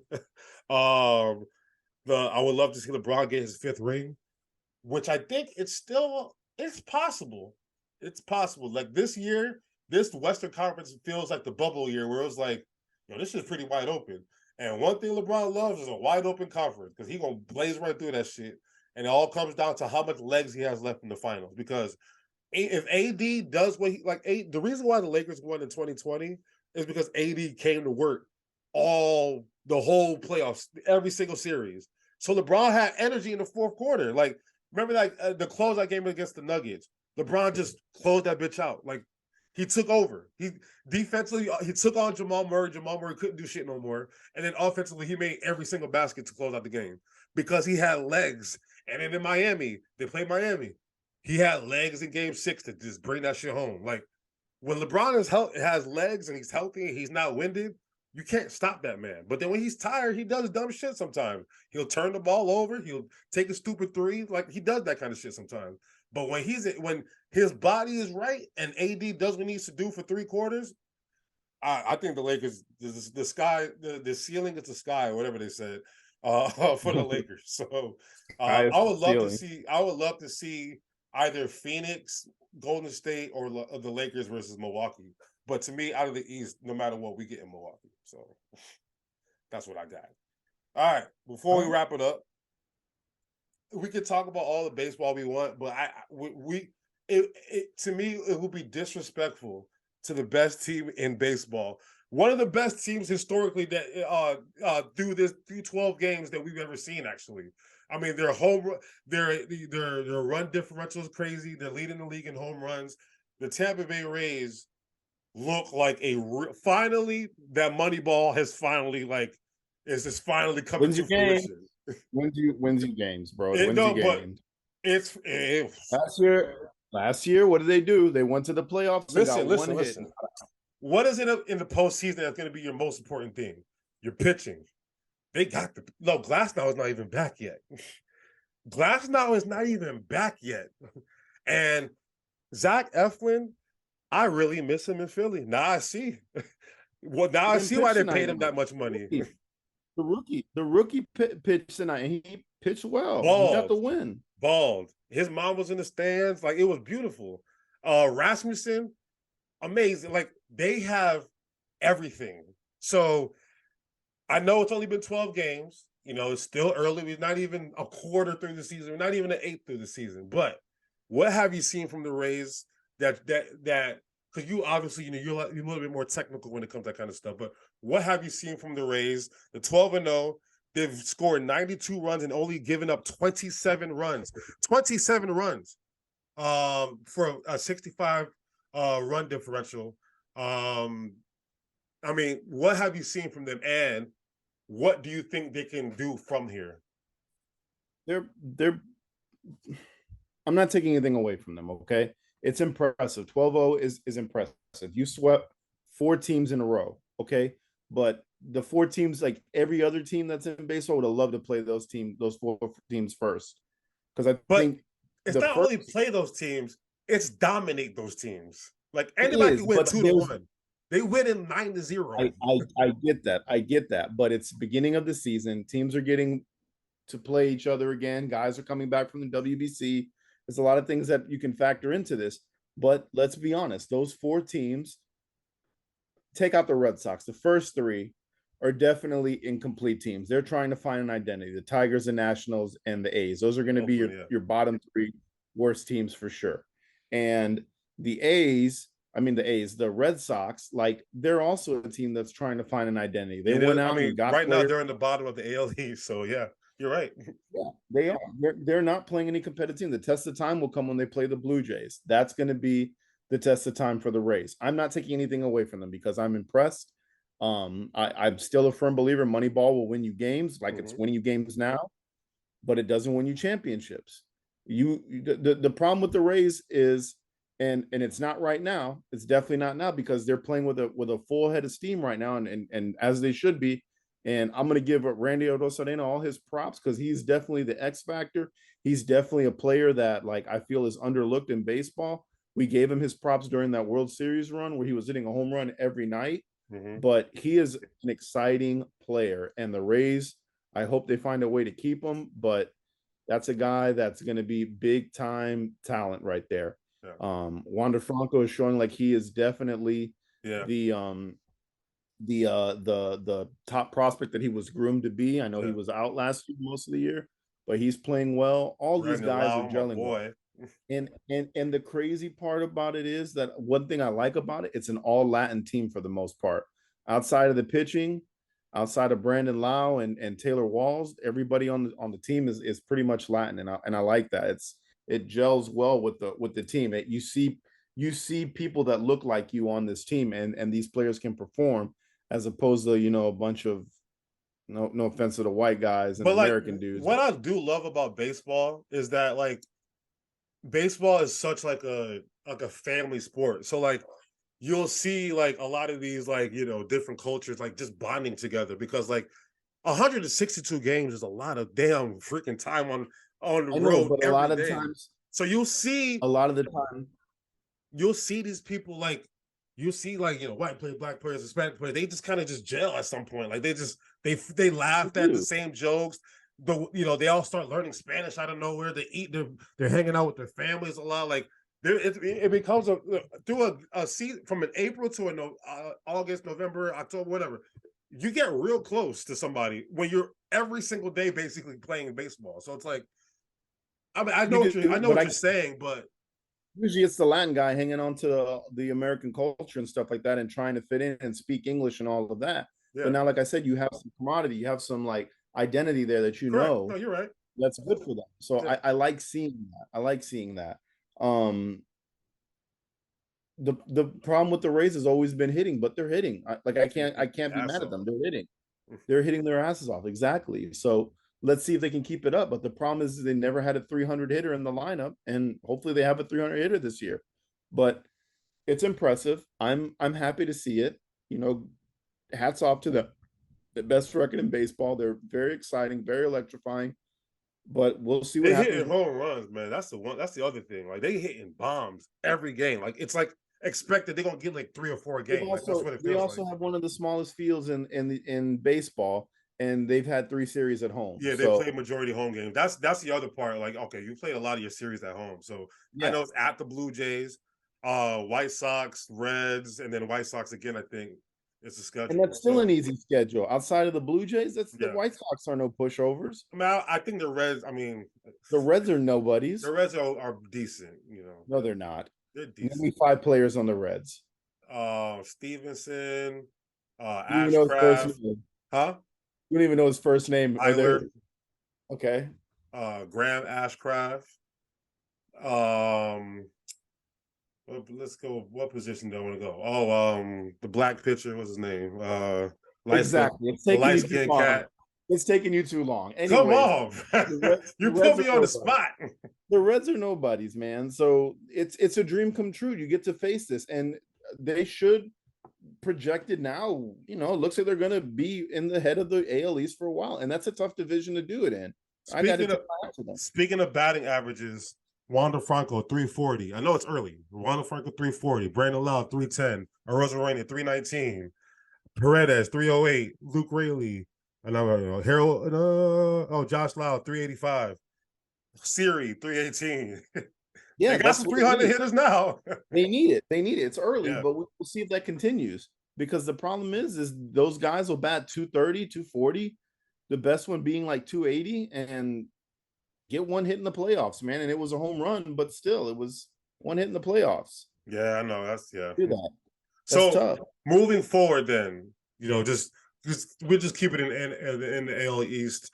Obviously, you're a Yankees fan and everything like that. Like, how do you see this season going for your Yankees compared to like what the Rays have been doing? And then the Blue Jays are obviously always going to be right there, and then we'll see what happens. So how do you see everything going?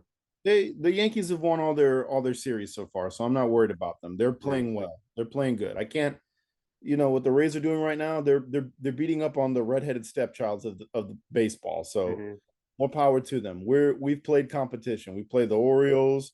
We played the Phillies. San Francisco's no slouch out west. No, San Francisco hitting too. Yeah, they can hit. They hitting bombs too. Who do we just play that we just beat today? We got beat today. Who was it? I don't know. We took care of that series. So wasn't it the Orioles again? I don't think it was the Orioles. I don't know, but they're playing consistent. I like the way it's going. The issue with the Yankees is health. We have like 4 guys now that are hurt. The Mayhew, Donaldson. The Guardians. Yeah, the Guardians. They're projected to win their division. So and Jose Ramirez is a Yankee killer every time. So we found love in this kid Brito, this pitcher that came out of nowhere. You found love in a hopeless place. Yeah, so we've got this guy to be a starter for a while. Devi Garcia, who came out of the minors and pitched for us a couple games last year. They're grooming him to be in the bullpen, so he could possibly be the closer. He could be a setup guy. He could be something for us. So I'm curious to see how that's going to go. Mm-hmm. Health is the big thing with us. If we can stay healthy, then we'll be okay. So, Stanton's going to get hurt at some point in the season. We know that. We definitely know that. Yeah, we know Judge might get hurt a little bit, but the way he's been given this captain's honor, he's been playing like a captain all year. He's batting close to 400. And I know it's only 12 games, but dude is well deserving of that role, and I'm proud of him, and they're playing good baseball. So just it's hard to keep up with the 12-0 team, but just keep winning your series. Keep winning your series, don't lose any, and you'll be okay. All right. Cool. We done with baseball. Before we wrap it up, guys, I don't know if you guys have been around since day one. Back in the day when we first started this podcast, I always used to ask A-Rod some questions at the end of the podcast to see where his head is at and see if his mind is still locked in and sharp. We have a special edition of Where Did He Go to College? A-Rod, are you ready? Are you ready to go? We got 4 for you today. All right.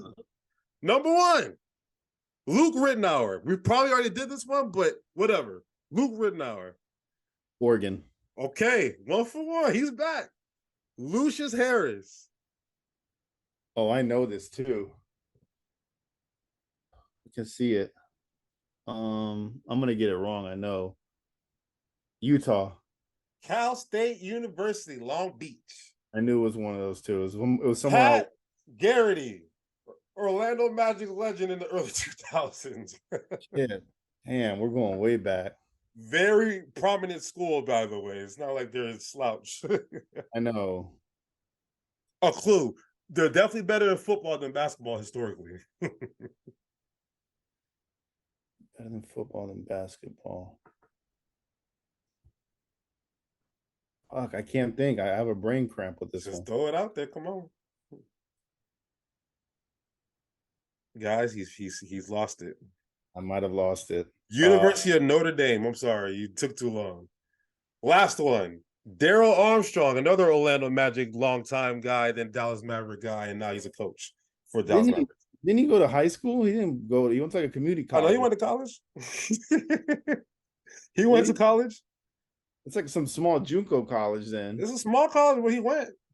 I don't know. I know it was like a small. It's Division II, I can tell you that. Yeah, I don't know. Fayetteville State University. Yeah. Isn't that where J. Cole and them is from? Yeah, he's from Fayetteville. There we go. Come on, man. Not me today. I knew Pat Garrity too. It just took me a while to think about it. Whatever. You went 1 for 4 today, guys. He don't got it no more. So we'll bring it again. Let's wrap it up, man. I'll surprise you again next time, but yeah. About that. All right. So you can find us on Twitter at fair_weather_pod. You can find us on Instagram and YouTube. And Facebook, just search the Fair Weather Podcast, where you subscribe and listen to podcasts from. You can catch the audio there as well. Yep. Take away words of wisdom. Man, my words of wisdom is follow us on Instagram, follow us on Twitter, subscribe on Spotify, subscribe on Apple, subscribe on YouTube, subscribe on whatever podcast thingy you use. And also, even if it's your enemy, just wish them a nice day. Just genuinely wish somebody that you don't really care for a nice day. I got into a random Instagram argument with somebody in the comments, some post over today, so it kind of took me out of my game at work. And then at the end of the argument, I said, "All right, cool. Now we let cooler heads, whatever." And I said, "I genuinely hope that you have a good rest of your day." And he said, "I wish the same for you and your family." Like, we went in on some shit. And then we both wish each other well, and that was it. Like, and it made me just feel good that at the end of the day, what happened to like when men and women can just argue and then be cool? Now people arguing, they go shoot up a school. People arguing, go do some crazy shit. So all I'm saying is just, who cares, bro? It's not that serious, not that deep. To piggyback, you know, that remind me of is like, sorry to bother you, with the guys like, hope you have a good day. Hope you have a better week. So you're spectacular. I ain't gonna lie, it was a little passive aggressive when I did it, but I was like, you know what? I really do hope you have a good rest of your day. Like, I was like, because that was exactly the scene I was thinking of. But I was like, you know what? Like, let me actually say this, because what can he say back to me now? He can't say like nothing after that. Like, I left it on good terms, and I was happy that this gentleman was able to give me some good terms back. So I don't know if this guy is listening. I doubt it, but if you are, just know that I still hope you had a good rest of your day, and Godspeed. Adios. The word of the day is what again? You tell me. Oh my God. I forgot. Nomenclature. Nomenclature. Binomial nomenclature. Peace.